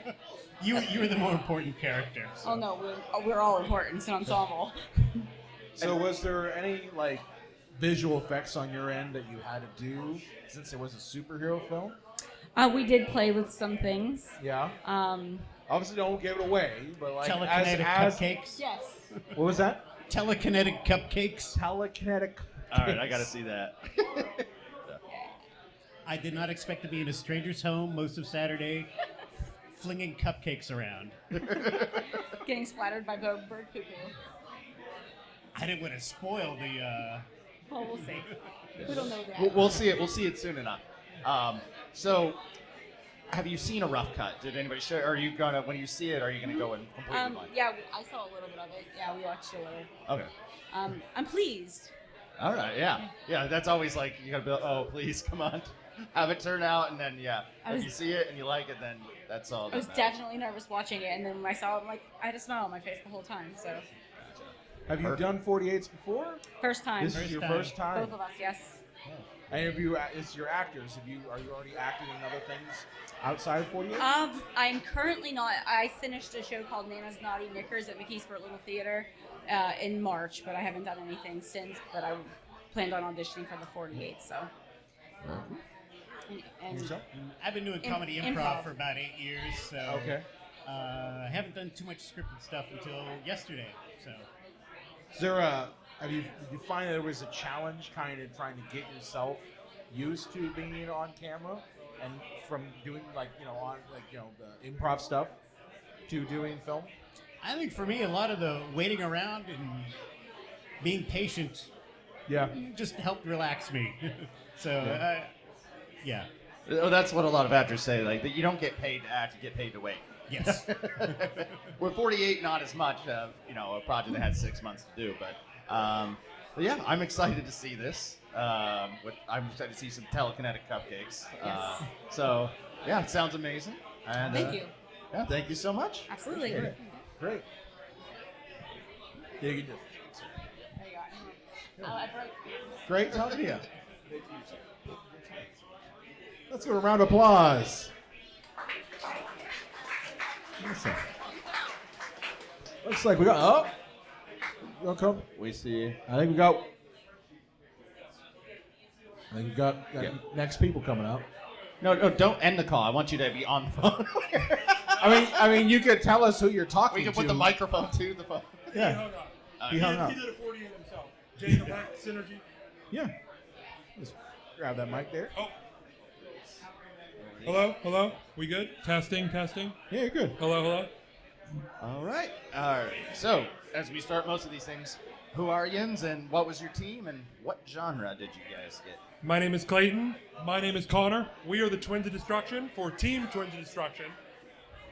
Our genre was buddy film or tearjerker, and we chose to combine them. Okay. I think we talked to a couple of your people in your group earlier. Right, they were over there. Yep, Our over there. group is right there, yeah. That's right. So as you were the directors of it, right? Yes. How was your weekend? It was busier than last fall, which was our first time directing. Mm-hmm. But we had twice the people. Yeah. So it was like it felt busier, but also more productive at the same time. Because people were doing other jobs that we didn't have to do. It was more interesting that way because it's like you had more people relying on you, but Right. you could kind of sit back more and not worry about it. And then like you knew the quality was handled. So we had like Pablo on lights, and he would be like, "So what do you want?" And when we did lights last fall, it was like, "Oh, I guess we'll put a scrim up to block a light." And that was it. Like that's Yeah. all we did. A simple Yeah. like a white light. That's all we did. So this time he was able to be like, "What do you want?" And he did it. So it was more to handle on my end, but it also wasn't. So it was really interesting that way. Do you feel it was a challenge, like, because you had more people this time around? And About double. And I think one of the things that people run into is that sometimes it's a blessing and a curse. Yes. Because obviously, like, with having more people, you can't move as fast as you might be used to. Did you run into that at all with this weekend? Well, I think what helped last time with having less people, we probably had like 5 on the team total. This Yeah. time we had like 11 on the team total, so about doubled. Yeah. We started filming last fall at like 1 and finished at like 9. This time we got there at like 12. Didn't film until I don't even remember when. 3, I think. And we left because we did a lot of preliminary work, a lot of either makeup or choreography work, and then we finished at like 10:30. Yeah. So So it wasn't terrible of a schedule. No, that's not bad It at wasn't all. too different. It was about an hour and a half to 2 hours longer. Yeah. Which I was kind of surprised. That's not not gonna bad. lie. It That's wasn't not bad too at much all. Different. And I think it kind of shows with how much work the team put in, and that there was a person on lights, and Yeah. there was someone like on camera, And a like, composer. and a composer, Haley. Like there were specific roles filled, and I think that really shows And then how much the team put in. When we did like choreography, we didn't have to bother with that. Not that we didn't bother. We asked them, "Hey, you go okay?" Yeah, blah, blah, blah. we were able to But, check like, in and we know just that they trusted were- that it was going to be yes. done. And when it was time to shoot, it was done. Yeah. Did that feel stressful at all to you? Like, because obviously, like, between last year and this year, there was such a big change, Yeah. right? And having to give some of that control over to somebody else can feel a little alien. Did you run into that In a little a bit? way, yes. But also, it came down to the point where people weren't fighting us. Yeah. Like, I think they trusted us enough to not change things, to not ask questions. They said, "What do you want?" That was the question. Like Pablo on lights, Haley on composer, and Akash, who is our really good friend from college. Fight choreographer. He was the lead fight choreographer.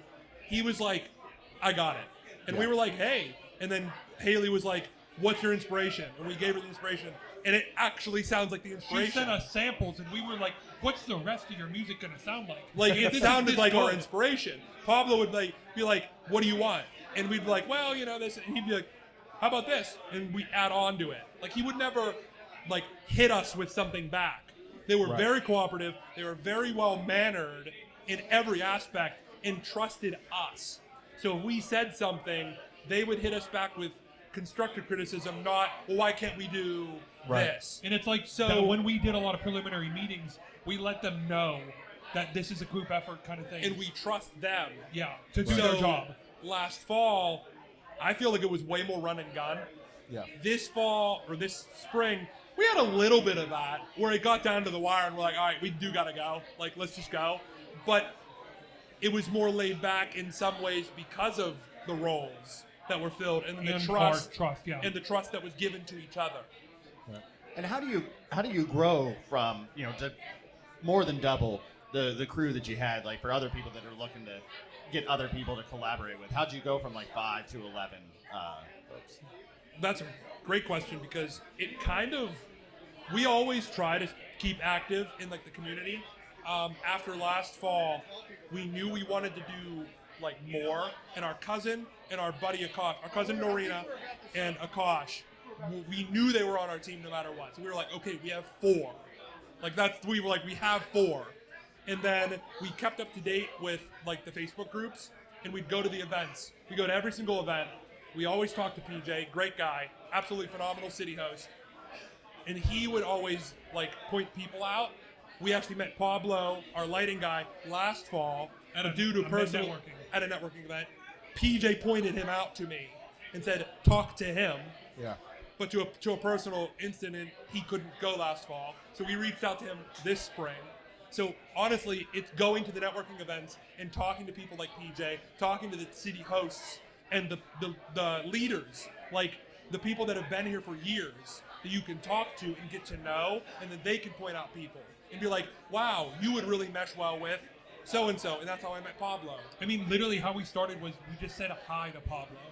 Like PJ goes, PJ said he does lights. Here's He does Pablo. this. He does that. And we were Say like, hello. you want to go talk? And he was like, yeah, sure. And that's literally it.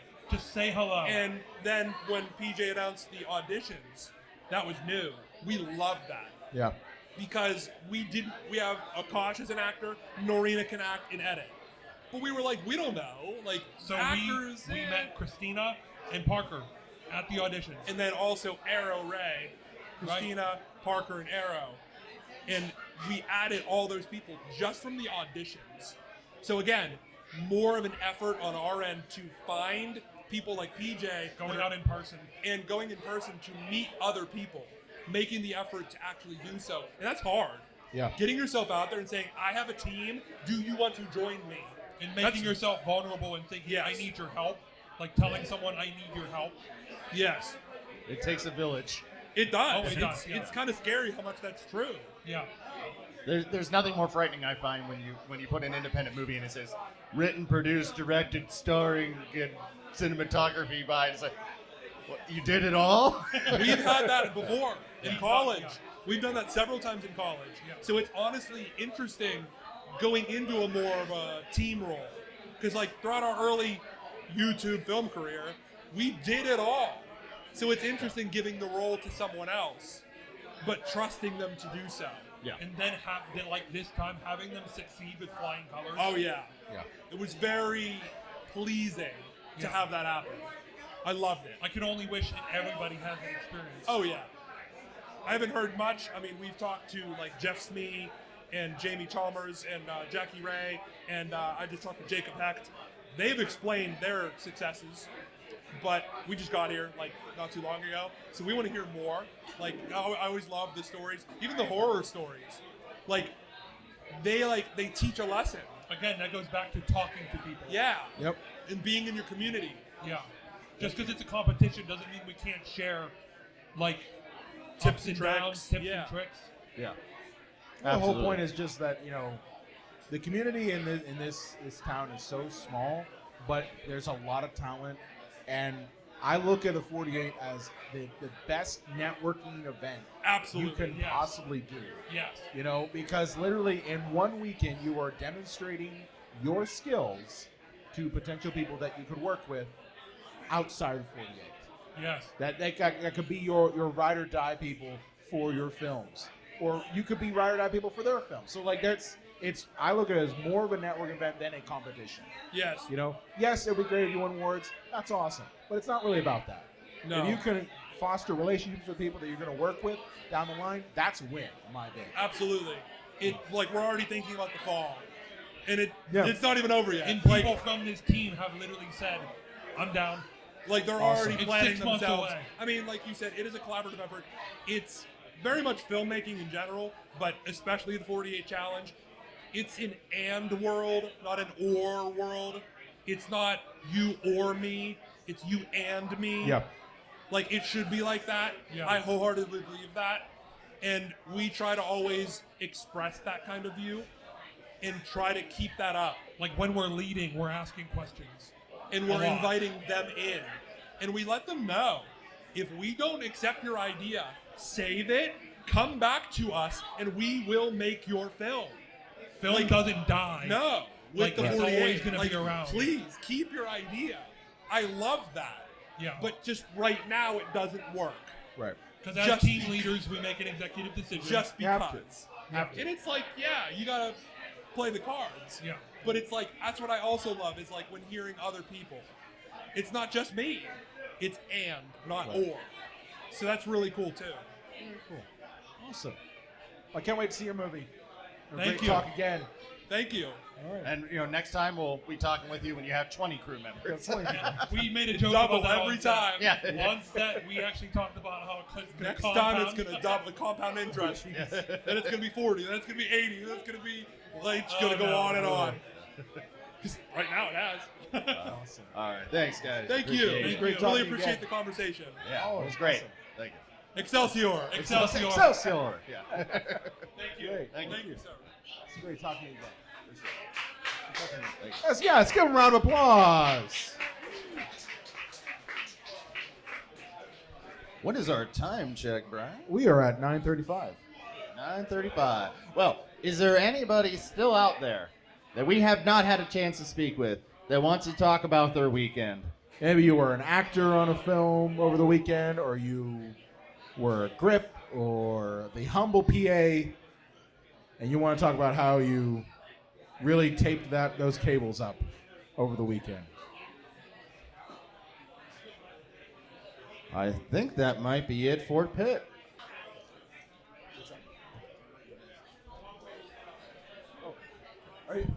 All right. Uh-oh. The boss Hey. man. The boss is here. I thought I'd come up here. Give this man a hand. I love all of you. I know how hard all of you worked. I don't care whether your movie got turned in on time or not. I hope you all had an incredible weekend. Did everybody have an incredible weekend? Yeah. Art is never easy. And you are all artists. Every single one of you. You are incredible artists, and it means the world to me that you did something for this project. For some of you, this project only exists right now, this weekend. But for those of us who are working behind the scenes, I will tell you this project has been happening concurrently since Mark Rupert started it, I believe in 2001. It was 2001, wasn't it? Yeah. 2001. So this is a project that keeps going, and it keeps changing. But I see so many faces, and I want you to know that thank you all for being my friend. It means the world to me. Yes. Thank you.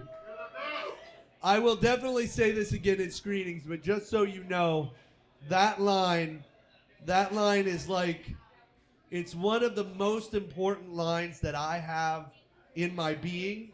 And if I've ever said it to you, I really, really meant it, and I almost cry every time I say it, which is why I gave it to you. So, thank you. But now I want to tell you something else, which is I want to tell you every single film that got turned in on time, every single team that made a movie in on time, some draft, they might not love it. Then there are some films that are in the hunt. They might have been on time, but we don't know. And I will check. I will check. But let me tell you about all these movies that I know made it in on time. All right. Here are movies that all made it in on time. I'm going to turn this to drop-off status. Here we go. Gaff Tapes, Filmmakers Finest, and A Prayer. They made it in on time. Second Wind Pictures, Blind Tiger Films, Synergy, Magnificent Productions. Yes. Yes. The Prismed, Bad Dates, Smeagol, Lumen Productions, Real Alphas, Lincoln Park Performing Arts Charter School, Jetpack Shark, Spectacular Optical, Twins of Destruction, I think they're here. I think they're here. Silent H Productions, Chasing Joy, Essence LLC, The Plant Barcode Syndicate, DNAPS Productions, Panic Studios, Boca Pictures, Youth Group, Windwalker Studios, Suspect Productions, Yellow Bridge Productions, JB Films, Everything But the Name, CZ Productions, The Rock Stars, Castles in the Air, Sunnyvale, Carnegie Screenwriters, Team Atho, Chasing Stars Studios, The C-47s, Roosevelt Acres, Big Slime, Too Cool for School Productions, Frog Song Studios, Kappa 6 to 12, Mystery Achieved, La Roche University, Experimental Productions, Bull Moose Films. You made an in-time film. You did it. Dinner Birds, Impaled Films, Just Ahead Productions, RJD Productions, Beginnings, Brandon Derrick Entertainment, 79 Productions. The rest of these folks are in the hunt, and I hope that I am able to say they have an in-time production, but I don't know it. Despicable Minions, Dark Math Films, The Runny Babbitts, Ghostlight Studios, Pulley Productions, Happy Spike Pictures, The Grippy Gremlins, and Good One Media.